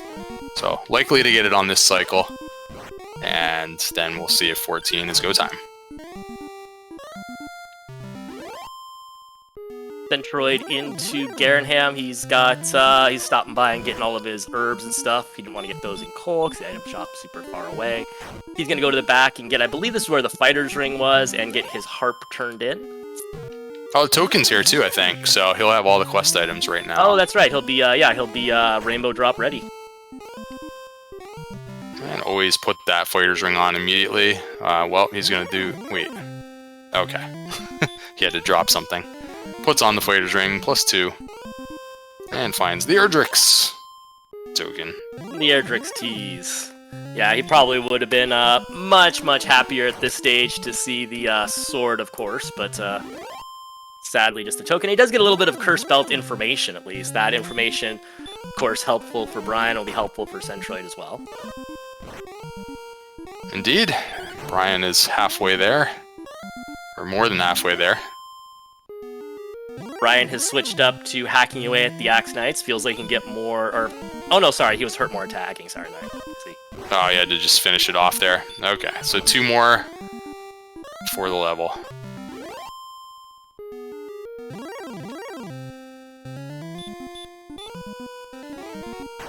Alright, like you said, he needs probably about 3 or 4 power. Obviously, we'd like to get 7 more MP for another heal more. I mean, we'd like to get tons of everything, but let's see what we actually get. Oh, look, it's 0 power. You were right, guy. We're going to 15. 0 burger, and not actually much help with the other stats either. A little bit of agility help boosts his defense up to 81, so he's defense breaking wizards now. That's the first Charlock enemy that he'll be defense breaking, so that's something. Also, ironically, we have all the spells. We went for so long without any spells, and by 14... Actually, by 13 we had all the spells, huh? So... Oh yeah, both healing spells finally came. It is an interesting challenge to get through a whole seed without any healing spells, and Brian made it look easy. Just using herbs, eventually, finding that first town and being able to buy herbs. It's very, very helpful. Centroid just could not find a town. It was brutal.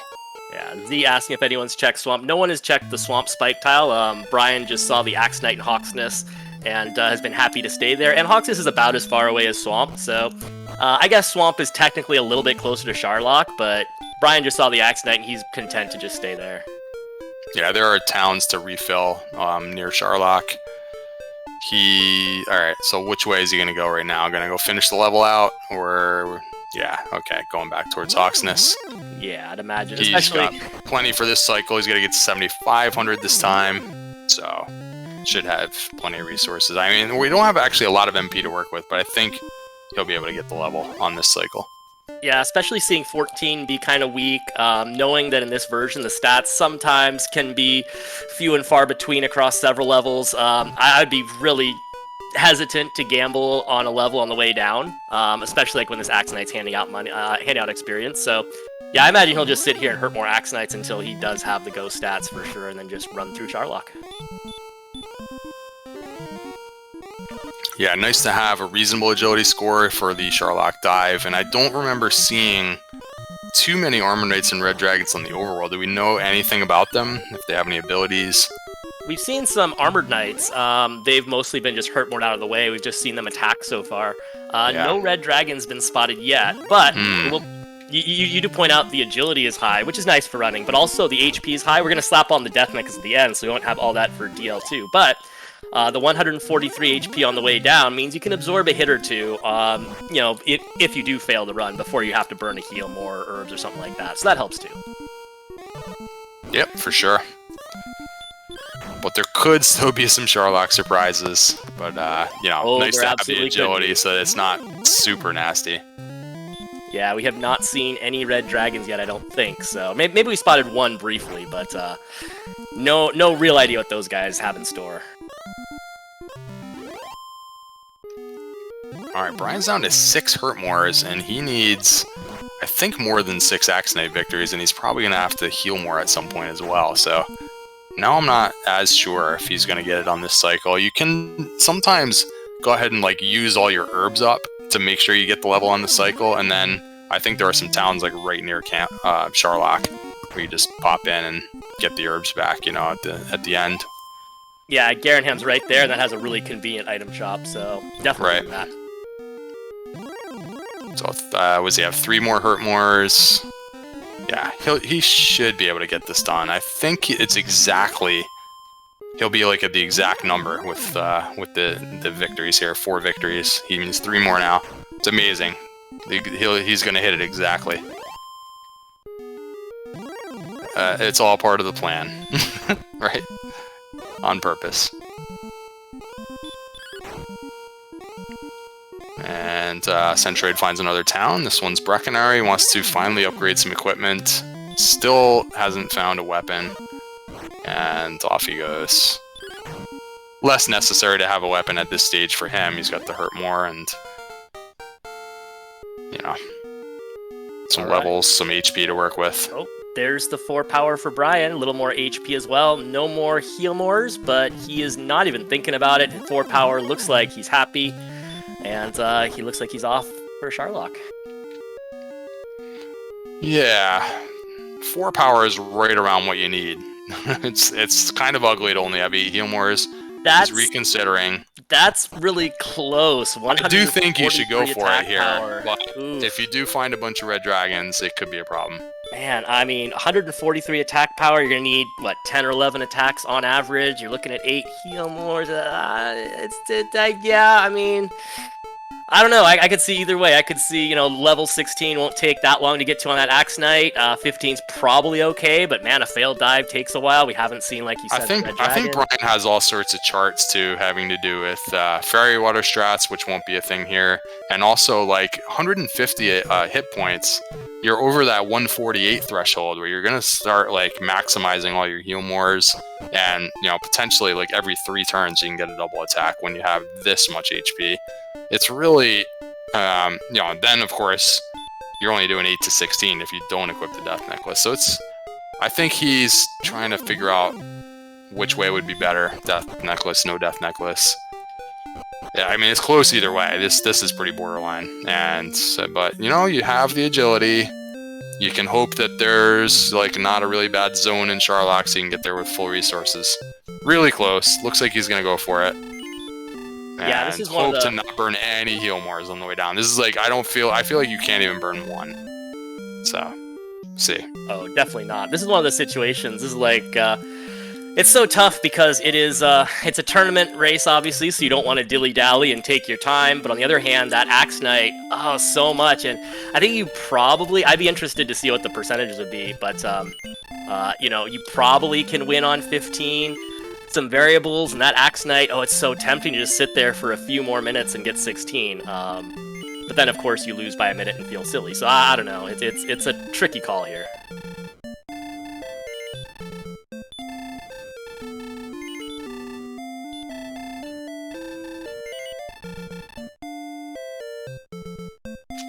I just pulled up a really basic calculator, and you would be left with around 112 or 113 hit points after using the Death Necklace, which means you can maybe get a double attack if you had the lucky, silver but there's shield only like 8 or 9 rounds.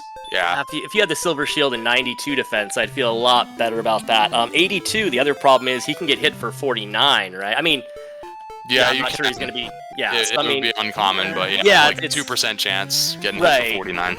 So you can still take a fair. I'd feel better at 92 defense. I don't know about doubles. Yeah, again, that Axe Knight just kind of complicates things. It's so quick to get 16, but we'll see if Brian can make this work. Yeah, you saw the hesitation from Brian when he saw the stats and kind of reconsidered it, and it is really close. You're in a race, and you sort of don't want to be the one that gets the extra level when it's not necessary, So so far we have a reasonable zone. And he's going to use the flute just so that he doesn't get the really bad luck from the golem encounter, because they can hit you for about 40, and if you get hit 2 or 3 times, all of a sudden you're in really bad shape. So using the flute and getting away, guaranteed run, and he'll try and heal walk the rest back up without using the herbs just yet. Centroid gets his silver shield, his Erdrick sword, so he gets that from that Axe Knight. He's seen the Axe Knight, so he'll be able to do a grind when he wishes to. Note that he used the torch there, so hangs on to, he has like 4 extra MP at the end, where you can either have a regular heal for the Dragon Lord 1 fight or whatever, or you can use like the sleep spell if the mini boss is a stone man. If there was some reason why you wanted to throw a stop spell at something that's on the mini boss tile. So just he's keeping every drop available in reserve here. Oh, here's our red dragon friend, and he's away from it like it's nothing. So there's our maybe first red dragon we've seen, and he's gone. Still don't know anything about him. Better that way. Yeah. And this zone actually is a little bit shorter than the others, so maybe he can just kind of squeak out of here and there won't be any reds in the bottom zone. There's one more floor here which has the same enemy set, and there's the red dragon again. Just no problem. And like he's standing still. Again. Like he's standing still. Just runs right past him. We're into the and he's in the bottom zone, so that one as well as you could hope for.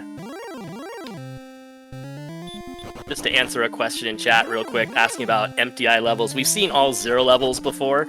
In Dragon Warrior 1, it still gives you the message about thy hit points have increased by 0, and then that's it. If you get it in Dragon Warrior 2, incidentally enough, the game just goes on and like, you got a level, and just ignores the rest of everything. It's kind of funny. But yes, we've seen true empty eye levels before. You could get all 0s, but that did not happen on 15 for Brian, and now he's on the final floor. Rainbow drop in possession for Centroid, and he does have the sword, so I guess I missed him popping into Hawksness at some point. So he has everything except the armor, so I'm not sure if he actually saw Caitlyn in his travels, and if he did, then maybe he's en route to just going for a princess rescue here. And then he'll be all set for grind and go. But it all comes down to this last little section for Brian Williams. Can he hold on to all the magic? Yeah, we're about to see a very important mini boss. Especially important. He still has that 1 heal in reserve, so if he does take a little damage, he can cast heal before Dragon Lord 2. Oh. Hey, he's got the hurt. Wow. Good news for Brian. That is excellent news. As good as he can hope for. He's going to have absolutely full resources. I think he still has a few herbs, hopefully. he can get all the way back up to 150 hit points and go for it here. And he doesn't even have to really worry that much about finding one between the Spike Tile and Dragon Lord. He doesn't, but they have Hurt. That's great. The only thing he might have hoped was that maybe they cast it more often. It looked like maybe it was only 25%, but that is wonderful to see. Yeah. And he's at DL1 with full resources. It's nice when you see that first, because then even if he comes back with like sleep or whatever, then it's like, well, less likely to just get crushed here. So, seeing some hurt mores from DL1. You do want to get through this fight. Wait a minute. So, are we going no death necklace? I didn't catch. I do not believe I have spotted a necklace, Okay. which means he's gambling on, he's going to need like 2 or 3 doubles? Yeah, and that's what I was saying. It's actually close in this exact spot between doubles or necklace or he no did death that necklace. Okay. And okay, he went with the necklace, and maybe he'll get a double attack somewhere. Like right there, it could have been, but no, he's down to 40. Well, he threw a 19 in there. That's pretty awesome, and a 21. I'm not sure. Okay, So starting off he's hitting strong. awfully hard. Yeah.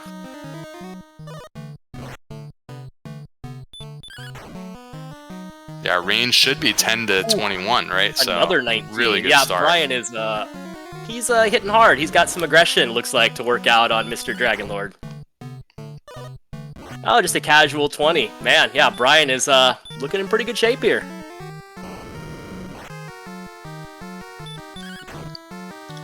Just roll at the top of your range all the time. You don't have to worry about that Actioniter level 16, huh? Forget borderline. I he's a think pretty Brian's good in favorite control now. here. He Yeah. got the opening double, and he'll get the double at the end.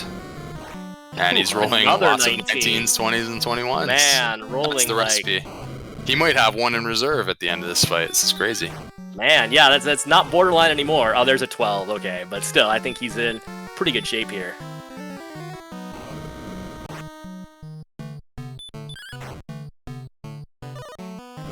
And as Centroid goes for the coordinates to get his last piece of the puzzle, Brian Williams is at the end of his Dragon Lord fight. He's going to have 2 more turns to work with. And not He has an necessary. extra attack. It never got a double and still had an extra attack. So get out your GGs for Brian Williams42. He's going to win this. A seed that looked like it might be kind of long at the start, and he's going to go sub 130. So very nice job. Yeah, that was an excellent, excellent run.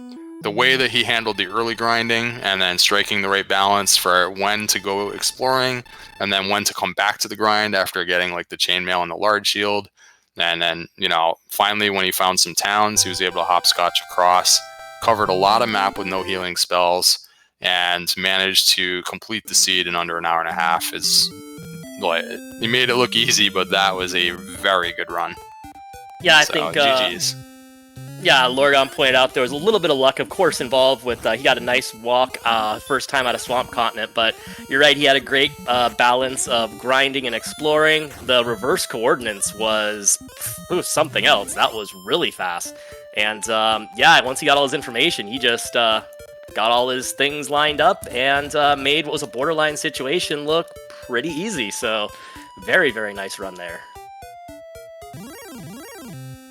Alright, we will invite Brian in while Centroid appears to be finishing out the run here, since I think he has everything, right? Did he pick up the princess? Centroid, I believe, still needs to... Oh, no, he just found Caitlyn. Yeah, so he's going to be... He's got his coordinates. I don't know. We'll see if he goes for the reverse count as well. He'll have already... That would be crazy. He's already seen that Brian's done, so maybe he goes for it and tries it. He's searching the spark over bridges. So... Yes. Who knows? Could be something there. So Brian, welcome, and GG. What a great run that was. How'd you feel about it? I was really nervous. I found nothing for so long. I thought I was way behind the whole time. Interesting that you say that. You know who really didn't find anything for a long time was Centroid. Yeah, that map was really spread out. When you finally got through Swamp Cave and made it to those towns, really propelled you forward. Centroid took over an hour to find his first non-Hawksness town, and just couldn't get started. Yeah, I mean, the walk was pretty scary. I mean, there was a lot of stuff just on the way to Swamp Cave that was really strong. Swamp Cave was strong, and yeah, we had good agility at level 9 or so, but I still couldn't really make progress some of those tries. Yeah, I was commenting in the beginning that it's always tricky with this kind of start because you have access to money right away, right? So you kind of really want to see if there's a town, so you could do a quick ghetto grind, grab a broadsword, something like that. So you guys did some due diligence. There are swamps everywhere. You tried to get out there on the map, but I think you struck a really good balance between grinding when you had to and trying to explore. And then when there wasn't anything, you went back to the grind. Even after you got the chainmail and the large shield, I think you then went back and got another level in the wolf zone. So yeah, I didn't feel like even if I bought a broadsword that without heals I couldn't really fight much anyways. So I thought the wolves were my best bet for too long of a time. But seeing the grave after like 35 minutes was the scariest thing ever, clearing that thing, because it was so close. The only thing close. All right, Brian, so we got a couple questions here for you. I'll start off with the most meh one. We'll work our way up to the ones you can brag a little bit about. First thing we want to know about was what was going on in your head about that gold grind. We noticed that was a little bit different than usual. Yeah, that was I'm probably going to die on the way to something, and I want to keep any experience I get. So I'm going to basically grind 4 times the second tier combo broadsword full plate. Our large shield. I already have the large shield, so I thought 20k, I can die twice and still afford what I ended up buying. If I got there in one go, great, I get a silver shield. I thought I would go for Cantlin with the money, because there's 3 stores there. Of course, I took forever to find Cantlin and coal. I missed coal, but yeah, I think I was kind of just splitting the difference on that, knowing I would die. Gotcha. Some of us were thinking it was maybe like a double flame sword kind of thing, but we saw it wasn't that. So, but yeah, you got that broadsword and full plate, so it definitely worked out. Okay, now I don't know if it's a question so much, but just go ahead and brag about that reverse count, because holy cow, that was pretty good. Yeah, I mean, we started in the corner, so 5 steps from the side and 6 steps from the top, and I was like, corner maps are always, scary because those coordinates can be really tough, so I wrote it both down. And when I saw the 107, I was like, well, I know how many steps from the bottom, I know where it's got to be. So, yeah, I just straight there, and I knew I could go home, go to Hawksness, hopefully get sword, and never come back to that part of the world.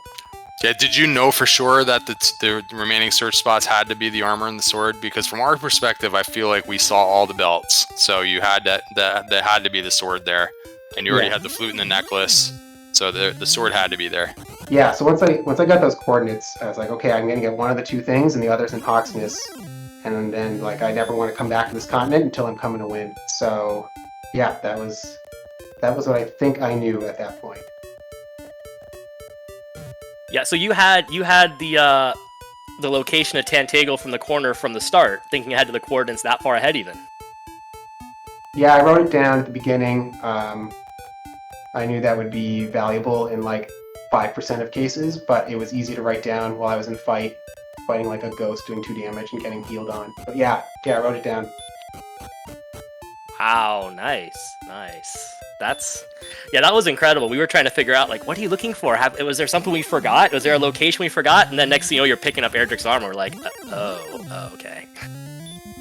Yeah, I busted that one out in week 1. Now people are going to probably pay attention to that option at the start. But yeah, it's a fun trick.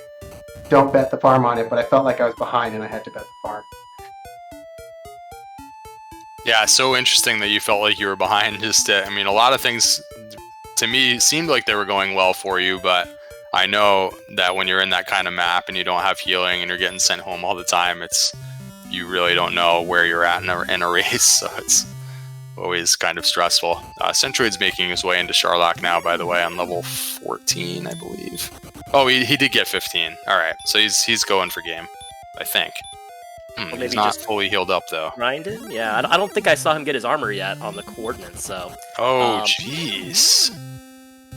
So is he hoping it's in Sharlock? Right, maybe, yeah. My goodness, yeah. So Brian, another question. You mentioned you were behind, so that makes this kind of interesting. People wanted to know what your thoughts were about level 11, and normally I would be more specific, but I have a feeling you remember which one 11 was. It was that one. The one that gave you everything? That one, that's the Yeah. one. Well, I mean, Up to and G was probably calling it out as it was going. Every time I died, I just tried to get one more level, in case that was the one. And so, I don't know, I felt pretty good that everything I'd found, maybe I wasn't that far behind. I mean, I still felt behind, but what a level. I mean, so much HP and like heals, it was crazy. It was well, this is a completely different seed now kind of level. Did it make you feel like you were maybe more behind? Like, oh no, my opponent got here first and I really, really gotta go? Or is that just sort of like, yeah, I got all the stuff, let's go? I don't know, I felt like I was behind for so long, and then at that point I was like, I can't think about it anymore. I just gotta win this as fast as I can, because I know what I need to do now. So, try not to let it get ahead into my head too much, but that dive was definitely... I looked at my sheet a lot, and it was... When you were kind of hesitating after getting the last level in Hawk's Nest, because obviously the numbers were close, I mean, were you considering getting one more level, or was it the case that, like you said, you felt behind? Would you maybe not have gone for it if you felt like things went really well and you were ahead? What was happening there on the last?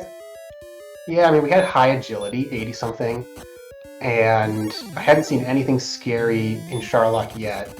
And with 150 HP, you can really heal walk a lot, even if you have a bad encounter. You don't have to use a heal more unless it goes really south. So I thought, I can't gamble on another heal more coming next level. I've got to just make my dives and see what happens.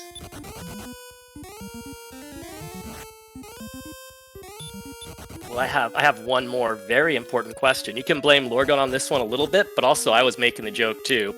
Do you feel like you maybe got an unfair advantage because you have a 42 and Centroid has a 41? And if we play and my name is suddenly Ryguy43, will you be insulted or will that be okay?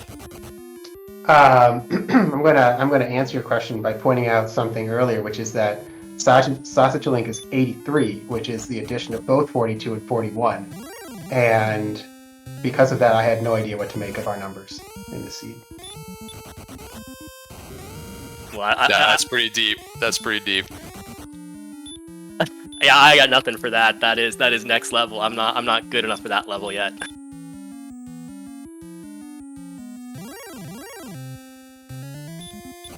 So Centroid is in the U-shaped room. I guess we're about to. He's about to go into the treasury and get the bad news. He's had low MP. He's been using his MP. He's had low MP, so he's definitely not diving for the win. But yeah, he's gonna be sad to find that the treasury doesn't have a lot to offer him. While we were waiting, I was just kind of trying to take a peek at the upcoming schedule. I believe there actually is an addition to tonight's schedule where there's like a midnight race. Is that tonight or tomorrow night? I think it's tonight. I think that's tonight, and I think that's something that only Jackamus could do, right? Is that Jackamus's race? Yeah. Lavkin and Jackamus, that's actually one to look forward to. And yes, that's happening just in a little over an hour, guys. I think we got to go over to Randomania for that one. And then there will be about 3 races already scheduled for tomorrow. And, I'm not sure if everyone actually has their matchups set yet within the entire, lineup. So you never know. There might be more races. So tons of things to look forward to as we watch Centroid finish it out here. Yeah, he got the bad news about the treasury not having anything, and he's going to go check judges. I was wondering if he's going to check judges or swing around and check the spike tile, but looks like he's heading back up to judges. We did see him. I'm not sure what happened because he got the coordinates, I'm pretty sure, and did he just forget that he hadn't checked the coordinates? I guess, trying to think, has he seen all... He would have seen all the belts, too. Maybe he never saw a freebie and never saw the 3rd belt. That's possible. Because I think he saw the coordinates, and maybe he's thinking, those are really tough to count. They're going to take forever. Let me dive Sharlock and hope it's there. Maybe he never saw the 3rd belt. I was wondering, if somehow he didn't find the flute or the necklace, then he's thinking, all right, maybe it's like 50-50 kind of thing, where the overworld item might just be the flute or whatever. But I feel like he should have both of those items in his possession. He does have the flute necklace, huh? Yeah. Huh. Interesting. Yeah, well, he has been killing stuff on his way down, so possibly it was one where maybe he hasn't seen the third curse belt, maybe he forgot he has the death necklace sort of thing, and he just decided, hey, look, I can grind while going to the bottom of Sharlock. Like, let's get some experience, and maybe I can avoid these nasty coordinates somehow. He's almost up to the final judges table. Everybody take a guess on what this is. Who's tracking the items closely enough to know exactly what this is? Is it going to be an herb or? Oh, it's a torch. It's a torch. Is it a torch? Oh, it's gold. Wrong. There's an exact list of what all the items are that are in the game. So there's like so many torches, there's so many herbs and all that. So theoretically you could actually know what's in the last chest. But you'd have to be, I don't know what, to be paying that close attention to this. So here comes the Death Warp, and I would imagine now we're going to see Centroid go get the princess and just sort of resign himself to his coordinate fate.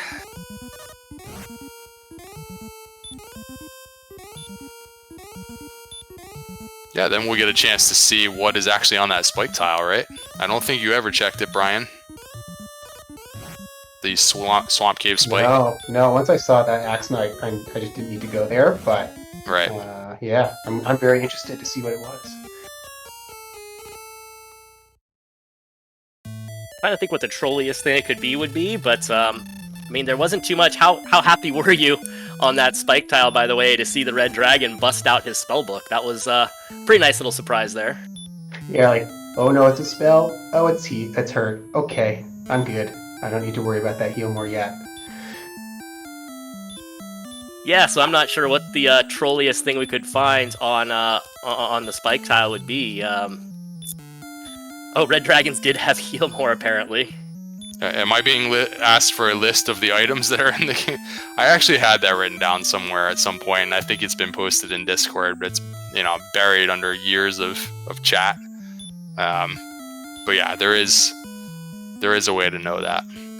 All right, I got the list right here. You can find 500 gold, you can find 501 gold, 502 gold, 500... Those are all options, absolutely. In fact, Centroid is finding a bunch of those combinations right now. Wow, look at all of them. So he did see the silver shield in Breckenary. I guess maybe that's... well, I guess you sort of answered earlier, Brian, but you declined the silver shield early on in your gold grind?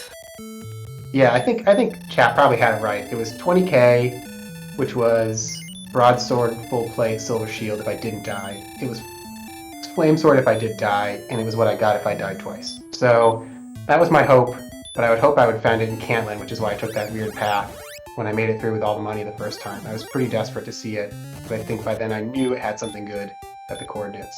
That's kind of cool, actually, that 20k works out to all those combinations of things. I'll have to remember that in the future. Broadsword, silver shield, full plate, or one flame sword with a death, or broadsword, full plate with 2 deaths. It's kind of cool. Very nice. And you had not seen Cantlin yet at that time either, so I know you were sort of hoping to... there's 3 shops there, so whatever you need is often in that one place. Yeah, I can't believe I missed coal the first time. I must have missed it by 1 square. And so yeah, I was like, oh, coal and Cantlin must be out here to the west. And then later I saw coal right there. I was like, oh, oops. Yeah, I remember when you walked into Cole, I was like, oh, Brian's back in Garenha. What is this? How is this here? I had the same feeling.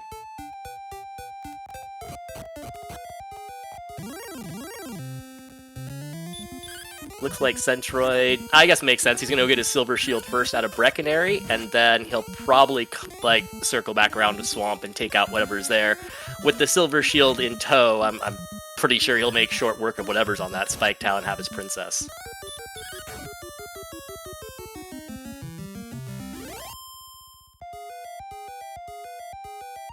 And he's actually getting kind of close to 16 too. While he's doing all these little, homework, all these chores to get his Erdrick's armor, he might. Yeah, you never know. That could just make things blow wide open. Just get 20 more strength right here on 16. Right. Yeah, another 49 HP or something. Yeah. It's interesting though. You sort of need the armor no matter what. Eventually, I know you don't need the armor, but It's funny because if it was the sword that was the thing that he needed and somehow he got 16, it was huge, then you sometimes have the option to just skip the sword, but it's the other way around. He still has to get the armor, so even if you get a huge level, you kind of still have to track down the armor. It's just one of those things. Who does it? I know Zarnax does it. Doesn't someone else does Mr. Holmes no equipment runs? So they do it without the armor. What, they go to like 27 or 28. Well, they go that high. Oh, geez. Yeah, it's like, well, for no equipment at all. Yeah, I mean. Right. Yeah. But yeah, to not have the armor, you have to have obviously just tons of MP compared to how many attacks it'll take, and you have to have so much HP that. Yeah, it's just you need to be able to take 72 damage like all the time and have it not be a problem. Right, because a Dragon Lord Breath without the armor will do 72 damage to you. Right, you can't take Yeah, even right now, like a heal more heals 90 something on average. So even if he did the fire breath every time, like you would eventually out heal it. You know what I mean? But if you had to burn like 5 or 6 heal mores every time you swing, then you have to be on a pretty high level. So. Yeah, and then obviously sometimes he doesn't go with the fire breath, and then he's doing a lot less damage. So, anyways, yeah, for those diehards out there, if you ever want to try and beat the game without the armor, it is possible, but or without grinding for a while. Yeah, or there's always the fun bamboo pole strats. That's basically no weapon, but yeah, the armor's pretty much required if you want to win one of these races for sure.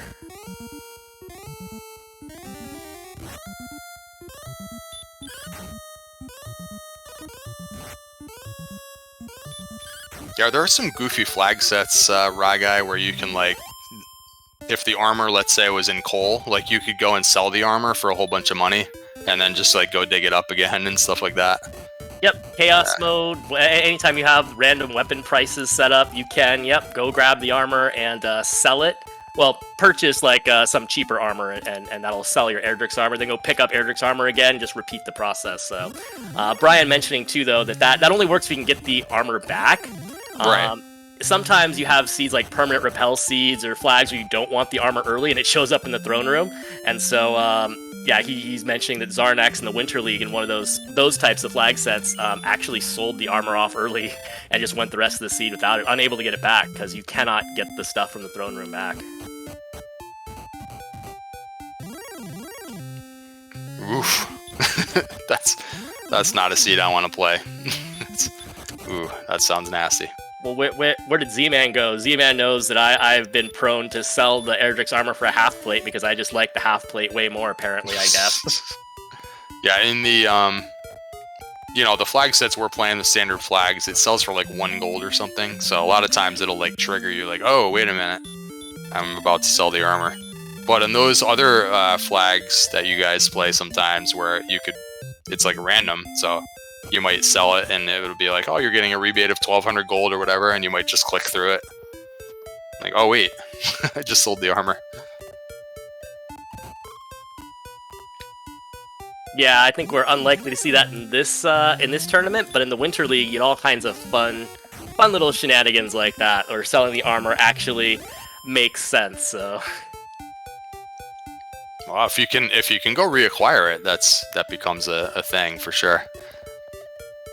If you can't, that's the permanent repel thing. That is, I don't know if when that was created, if people realized the problem that you could have. It sounds so great. Where you just can't kill anything. Like, you can't kill anything.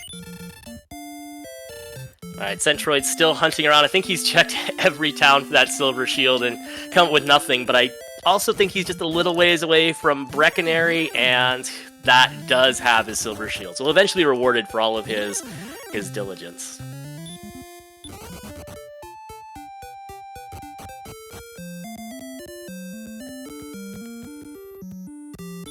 Yes, I'll at least point out my defense. When I did acquire my half plate for Erdrick's armor, it was not in a tournament, so at least I've got that. Centroid does get to Breckenary and does get his silver shield, though.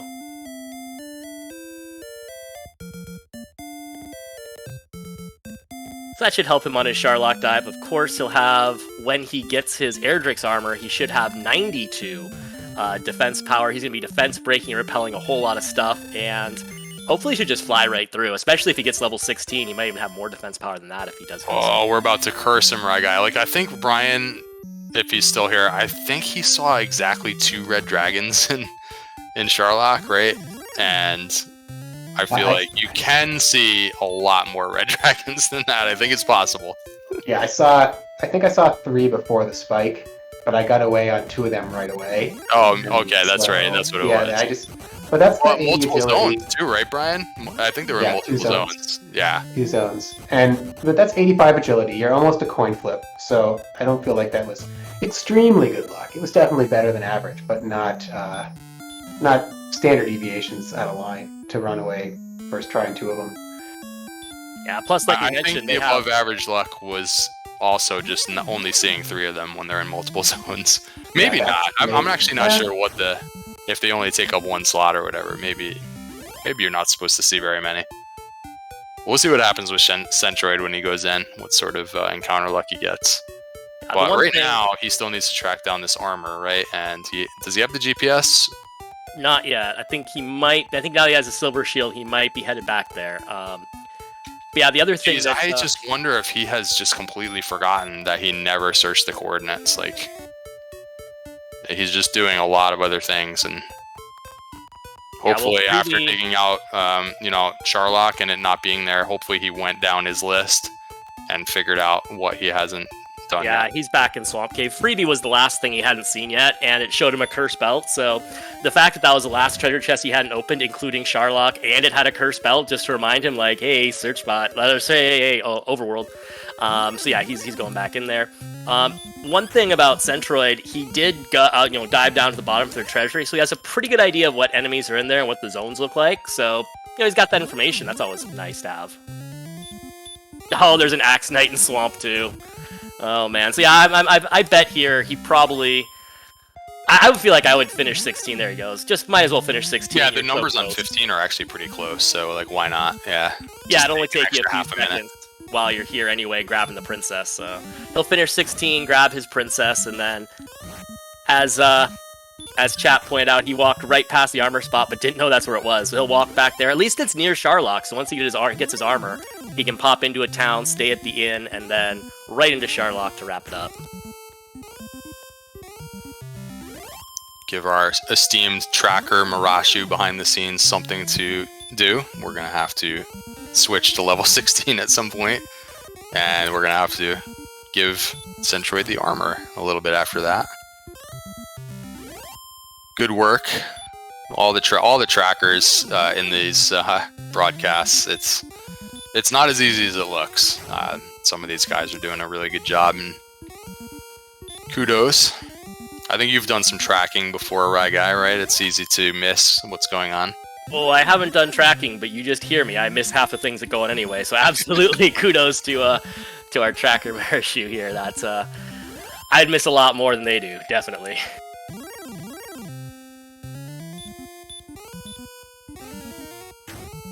Alright, this one will not quite do it, unfortunately, for Centroid. Brian had the exact total on he landed on the exact 7,500, like it was all planned out. Yeah, I'd love to tell you that was totally planned out, but it was awesome when it happened. Like you swung at a slime, like in the overworld before entering Hawk's Nest to even up the number or something.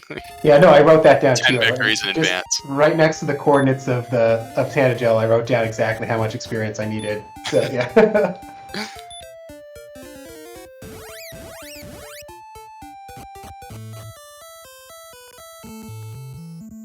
Yeah, so Centroid's just figuring he's 8 experience away. He'll just pick up his 8 experience en route to the armor. Yeah, he'll be a little bit sad to see that he was right near the armor spot. Not that he could ever really know about it, but like I said, at least it's near Sharlock, so he kind of has to go back that way for Sharlock anyway.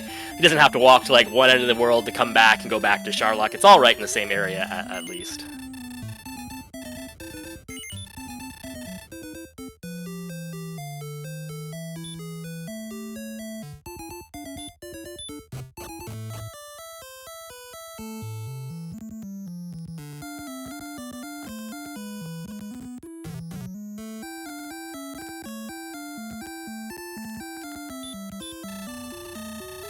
Now, I'm not sure how much I've seen Centroid in some of the pickup races in the recent past here, so one of the nice things about the Swiss system here is that you maybe can just kind of knock the rust off like in round 1, and you still have plenty of more races over the next few weeks, so perhaps Centroid will be on point next week. Centroid definitely did the Winter League with us, and so was racing a bunch, a few months ago. But I also haven't been doing too many of the weeklies and other races, so you can practice offline. You never know how much someone's been grinding, but yeah, 5 weeks. There's a lot of time left and we don't really eliminate anybody for a while. So yeah, on that point, Brian, how do you feel about being 1-0 now in Swiss? You're going to be facing another 1-0 opponent next week. Yeah, I mean, as good as you can hope to be after 1 week is 1-0, but the matches get harder if you win. So I'm looking forward to another good race. Do they really though? Well, okay. In most cases, they get harder. If I win my match, am I going to get a harder one next week? Anyways. Yeah, Brian's just sad he can't face me next week because he messed up and won this week, so you don't get a freebie next week. Centroid did get 16. It was not much. I mean, so he gets a little more. It's definitely enough to go. He should have a nice time in Charlock, as we saw Brian just waltz through in 15, but 16 did not really have any sort of laughable stats. Yeah, it notably did not get another heal more. So that's really, I guess I feel good about that call because it came up just short. So yeah, you're still looking at eight heal mores for the fight. Well, he got a bonus radiance or maybe an extra heal for whatever. Yeah, just what do we have? 2 more attack power, and then we have a little bit more HP. So yeah, just a little bit of everything, right? Emphasis not an extra heal bit. more.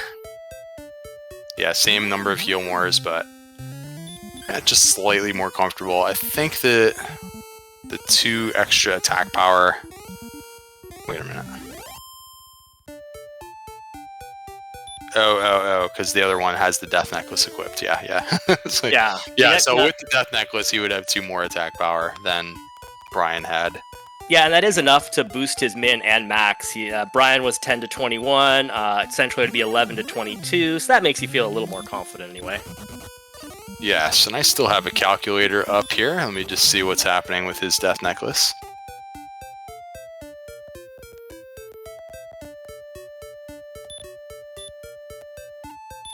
Yeah, now you're looking at possibly 117 hit points after the necklace usage, whereas I think Brian was knocked down to, 112? So just that little extra chance at a double attack. Plus you have the silver shield, which helps for that as well. Right, he's going to be carrying in. He didn't get any agility, so he is still going to be sitting on, I believe it's going to be 92 defense once he finds this... defense breaking DL1 is also occasionally important. That'll help.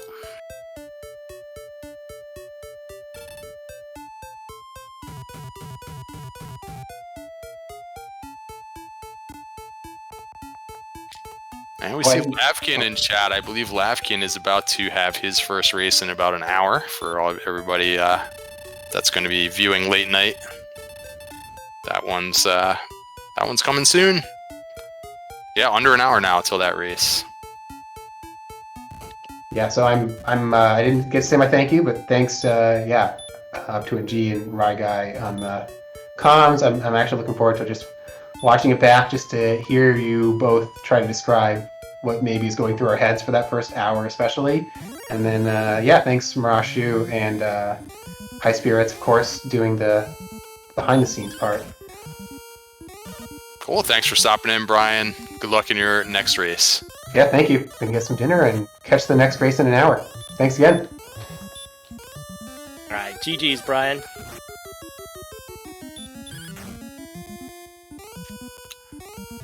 And Centroid opting to just fight his way through a red dragon that he happened to encounter on the overworld. Now, I don't remember seeing any red dragons on the overworld, Dry Guy, so he managed to find one en route to he's very close to the armor, and Brian didn't see any of those. Yeah, he did pick up his armor. I I feel like maybe we saw one near Swamp Cave early on that whoever it was ran from, but yeah, we hadn't seen many of them. I wonder if Centroid is still kind of iffy about this situation and is going to go to 17, because he's fighting everything he sees. Yeah, that's interesting. The other thing is you could get yourself close, and he does have Silver Shield, so he can easily like not cast Repel and just swing at the Star Wyvern and things that you'll find in Charlock on the way down to just get it that way on the way down, because there are towns he's in the region near Charlock now, and there are towns nearby. So I wouldn't be surprised now. He's getting low on resources, go get an inn and just head into Charlock, finish off the level on the way down. Yeah, and there's 156 HP, so you can absorb a few hits if you need to as well. Yeah, the Charlock dive, it's one of the major advantages of having the Silver Shield. So he's actually breaking and repelling half of the monsters. We have the Wizard, the Werewolf, the Star Wyvern, and the Green Dragon are all being... right now he could like swing at all of those and not take much counterattack damage. I guess it's a little under half of the monsters, but yeah. A good chunk of things that he could see, he could just, pick off, getting 100 or so experience each time and, finish off the level without really being in danger of burning anything. Yeah, the level's at 12 even, so he'd need a little over 1,300 experience. That's usually pretty easy to get 1,300 experience on the dive down if you're going for it. So we'll see if he hacks or we'll see if he runs away. We saw him looking at his stat sheet for a little bit, trying to decide what he wanted to do. So we'll see. I didn't notice if he cast Repel before the inn, in which case he'd actually be repelling all the monsters that he'd want to see. But no, here's a werewolf, so, yeah, he shouldn't take much damage from this werewolf. There's 4 damage, so yeah. It's exactly what's happening. He just wants to get this level on the way on these weak monsters. Definitely a good play when you have the Silver Shield. Oh, but then there goes the fairy water. Okay. Never mind then. Now we're going to mostly be running from enemies, and with the fairy water he should see less encounters. Particularly, we already know the werewolf is in here, and now he won't see that enemy. So it could make the dive through here a little bit faster. But now he's fighting the Axe Knight, so yeah, a little bit of everything. It might be a little bit of I want to say a hybrid where he decides that the werewolves and the Star Wyverns aren't really worth it. They're only 90, 95, 105 experience, whatever. But he'll fight like an Axe Knight's pretty harmless, or he stumbles across like a blue dragon or something. Maybe just take those out for the experience and try to get to 12 that way. Yeah, especially if you're planning already to like fight your way through red dragons, for example, then all of a sudden you don't actually need very many encounters to pick up the extra 1,000 experience that you need. He's got to get to 12,000 even. So after this Axe Knight victory, he'll be less than 1,000 points away. And it's very easy to get that, based on the Charlock monsters all give tons of experience, so it doesn't take long. Right. Yeah, you don't need all the encounters to get 1,000 experience in Charlock at all. Especially, we know there's a red dragon on the spike tile, so that's going to be a quarter of what he needs. And here's one that, he's taken off from that one. But yeah, if he just kills Axe Knights, and like I said, maybe a blue dragon along the way or something, he'll get to 1,000, no problem. The other thing you sometimes see from runners is you start to fight some things for a little bit of insurance. And then if you start getting like close, it's like, well, wait, like I haven't burned any heal mores yet. Let's just go for it now. And then you start running away from everything. But as we know, the red dragons are appearing in the bottom 2 zones. So some of that insurance might be paying off now because he is attacking. Yeah, that was the most predictable response too. It makes perfect sense, but he wanted to run from the red dragon, he failed, and the red dragon busted out its spellbook, and Centroid's like, oh, wait, just 1 second, please, and just hacked it down. So now he's going to get to 1,000 really fast. He knows the red dragons have hurt, and he's going to be thrilled to see that red dragon on the spike tile.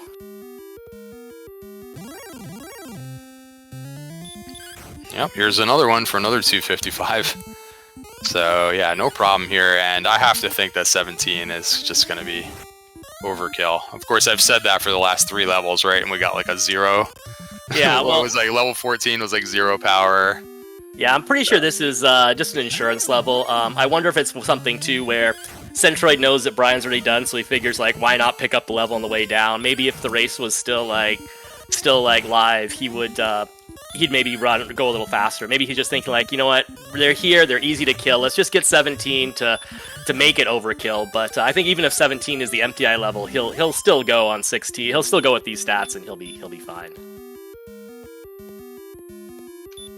Yeah, he's only used 2 MP so far just to cast that Radiant spell, since he had some left over before, without burning a heal more. Has 7 MP left over. So he'll still have some, in case like there was a stone man on the spike tile, you want to cast sleep or something. I always like to have at least 2 extra. Of course, there's nothing you can do about it if you don't have it, but Ooh, instead of like burning a heal like early, a regular heal or something, I like to save it at least till I've seen the mini boss. But yeah, so Centroid about to pick up 17. He's running for everything because he knows the spike tile is likely to give it to him. And this is one of those situations, like I was saying, I think you'd prefer to see anything except for MP because you don't benefit from that. So I'm going to predict, in true randomizer style, we're going to see a 0-0-0, like 35 MP level. And it won't matter because he'll be fine. He'll still beat the Dragon Lord even if that happens. But let's see what he gets. It's just trolling here. Let's see. I mean, it's close, but that's pretty much what you just said. Well, he got 4 power. Yeah, 4 power actually is helpful. That's going to be really helpful. But yeah, he pretty much got... It was a whole bunch of nothing except for MP. But he did get 4 power. Yeah, theoretically that would give him 2 extra heal mores because he was right close to another heal more. So that would have given him 2 more heal mores if he wants to go out and get refilled. And 4 extra power makes this fight a lot safer now. He should have... I want to say like 2 heal mores that he could burn and still be like a favorite. Yeah, he's 12 to 24 and with the Death Necklace, and I want to say in the worst case scenario you're looking at maybe 10 attacks. So yeah, your opening attack, your final attack, and 8 heal mores. You're golden here.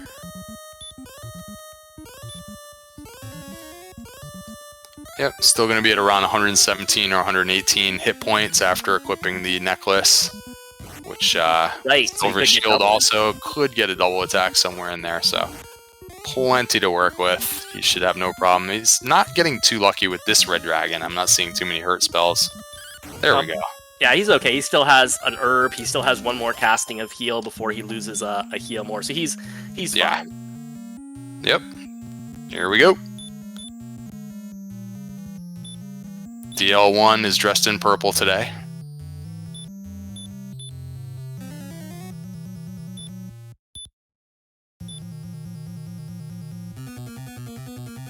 Well, puts the Death Necklace on it before the fight, but that's okay. It's not a huge problem. So much HP that it doesn't matter too much, right? And let's see. Entering the fight, he will be able to swing harder now against DL1. Yeah, the only reason that makes a difference is if you put it on in the fight, you don't get the Death Necklace penalty yet. It applies to the next fight. So if you put it on now, you would still get to have the 100 and whatever, 50 some HP for Dragon Lord 1. And then when you go to the next fight, so he chips away at that, and then the next fight you go down to your 118. But of course, it didn't matter at all because like he just never took any damage. So right, it didn't make a difference there. But that's no way to know that. But it is an interesting point, and yes, let's see here. Yeah, he's still got his opening double. So. Oh, that's a bad heal more, but no, he doesn't get punished. He's fine. Yeah. There's a casual 22. I mean, he's rolling pretty well too. It looks like at the start. So.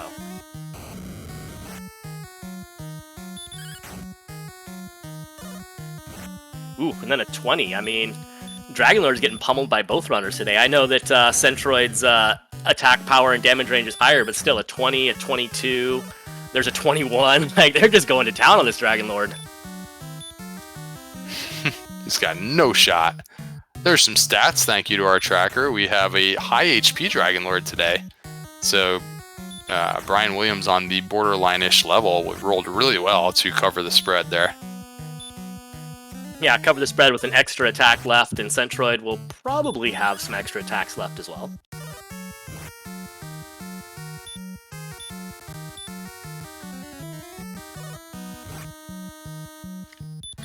I've lost count, but yeah, he's rolling above average, and his stats are good. So yeah, 2 heal mores to spare. GG's to Centroid for finishing out the seed. Kind of a rough one for him, but he'll be bouncing back for the second round of our tournament next week. Yeah, some tough exploration luck, and then I think he definitely tried to do everything he could to avoid those coordinates, but as we know, they weren't avoidable, had to go get him, and he eventually did, takes out the Dragon Lord, and GG's to you, Centroid. Definitely a tough little seed there. It is an interesting challenge when you don't get a healing spell and there are no towns nearby. Like, what do you do? And Centroid ended up just trying to stick with that grind for a couple of extra levels, because every time he went out onto the map, he found the wrong enemies and was getting sent home before finding the towns. And so, like, what can you do? You know, you just, either way, it's just bad news. And yeah, tough one for Centroid. Let's see if he wants to pop in for a minute.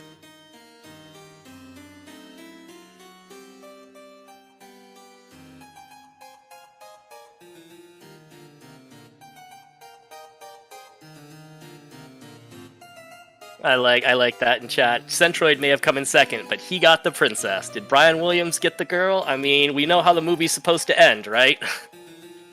I love it. That's awesome. I think he was playing as the girl, wasn't he? It's funny. Oh man, I don't even remember the sprites anymore. That's right, he was. Brian Williams was the heroine from Dragon Warrior 4, huh? Yeah, that's why he was dressed in purple at the end. The sprite match, the color palettes or whatever. Yeah, actually, both of our sprites were female characters, huh? Centroid was Moonbrook from Dragon Warrior 2, and Brian Williams, I believe, was the heroine from Dragon Warrior 4. Yeah, I saw one the other night, I think last night, that I had never seen before. So they're continuing to add more and more sprites from some of the classic games. There's got to be just, I don't know how many now, dozens at least. I don't know if there's 100 sprites. There's a lot of choices. It's really fun. Do you have the race room open, Raga? I have no idea if Centroid's planning on coming in. I see him in our waiting room, so he'll be joining us momentarily. Hey, there he is. Welcome, Centroid. GG's to you. Tough little seed, tough little map there, huh? Yeah, GG's. Thank you. Oh, are you able to hear me? I'm having a little volume issue. I heard you, but just barely. Is there anything you can do on your end for that? Yeah, let me... Oh, getting better. There we go. Oh, how about now? Perfect. Yeah, the start was definitely tough. It was just no healing until I don't know, like level 12, whatever. But yeah, it was just the game of like find the best grind spot. Yeah, what did Brian Williams do up until it was time to do healing? Did he do more exploration than I did, or stick to the grind? He did, so he kind of did a combination. He would grind a level out, then he'd go try to explore, then grind a level out and go try to explore. And the difference, as far as exploration early went, was he walked through Swamp Cave and was able to go right over to that whole area that had like Cole and Garenham and Breckner and Mulder and Mountain Cave and all that. He did that on maybe his like second or third trip through at a pretty early level, so he had access to say like herbs and things like that. I see. Yeah, those weren't too far away from Swamp Cave, but it's just like you had to make a ridiculous trip to even get to the Swamp Cave to begin with, and then like, yeah, what was I gonna say? And then there was just there was more. There were a lot of Sharlock enemies out, on the first continent, and then they were out again on the second continent. It was dangerous, but yeah, I mean, once you figured out where stuff was, like it was pretty easy to find your way around once you figured out where everything was, I guess. Yeah, when I say early, of course, I mean like level 8 or something. Definitely not early. But yeah, I was kind of commenting on that too. The map started off really messy, and then once you got over to Swamp Continent, things kind of were lined up over there. Yeah, it's hard to describe until you see it. It's just that like the entire first continent had no useful towns, and every time you guys went out, you would find bad monsters get sent back and stuff, and just eventually Brian got through Swamp Cave and went the right direction to eventually get to a town before running out of HP. with no healing. So then once you get to a town, you can buy herbs and stuff, and you hopscotch to the next town. It just seemed like every time you went out, you just couldn't find a town. So eventually you just run out of HP. There's swamp everywhere. So that's just a big part of it. It was just a little bit of rough luck with your overworld every time you did go out. So then you felt like, well, I can't get anywhere. So then you were just staying and grinding more levels, and then the exploration kind of got away from you. Yeah, and it's tough to like make that call as well. You're like, well, do I want to keep, making that excursion out into the, I don't know, like those trips cost like 3 minutes maybe. If it ends up in death, then it's like, I don't know, how many of those do you want to do before you just settle in. So I don't know, you just try to grab a quick level, and then I don't know, see if you can make another trip. Like I figured like making a trip out between levels was decent. Like, like maybe a little bit extra stats would help. But yeah, it was just there was just a lot of bad enemies out. Yeah, one that was kind of a bummer I remember in particular was the Droll Magi, because it was like one that you guys could beat with sleep strats or whatever, but then all of a sudden it had DL2 breath, and it's just like, because there weren't that many other ways for you to get the experience. It was a bummer. Yeah, once we got hurt more, I was happy to see those things though, for sure. Yeah, I guess too, the first time I got out of the swamp cave, I went out and around. Like I was really close to Cantland if I would have went northeast, but I was so low on hit points. I went all the way around the mountains to the north part of that second continent, and there was just, there was nothing up there. Yeah, I guess maybe if I would have went southeast instead, I might have lucked out, but it is just what it is. But yeah, other than that, like it feels like a lot of the seeds in this meta are just kind of like that, like I've seen a lot of people, I don't think maybe it's like a small sample size, but there's been a lot of camp out and grind for a while type of seeds. But yeah, a lot of seeds we've seen have like, they're just like real stat problems. Like you just you have 10 or 15 MP on level 8 or something, so then that's another problem. So yeah, there are a lot of challenges with the latest version, but so yeah, unfortunately that puts you at 0-1 Centroid, but we are in the Swiss system here, which gives you guaranteed 4 more matches and plenty of chances to turn it around. Yeah, it's gonna be pretty fun for sure. Like, I like the Swiss system because it definitely gives everybody like 5 matches, and it's still pretty rigorous and sorts people out. So, it's gonna be fun. I'm looking forward to it. Cool. Yeah, good luck in your next round. Everybody should click on all those links and follow all the people, the runners, the trackers, the restreamers. Everybody did a nice job tonight. Right guy, you have anything else for Centroid? Not really. Just GG's. I know that was a tough seed, so good job finishing that out, and we'll see you in the future rounds. Yeah, thanks, and thanks to the Restream team and everybody for helping out.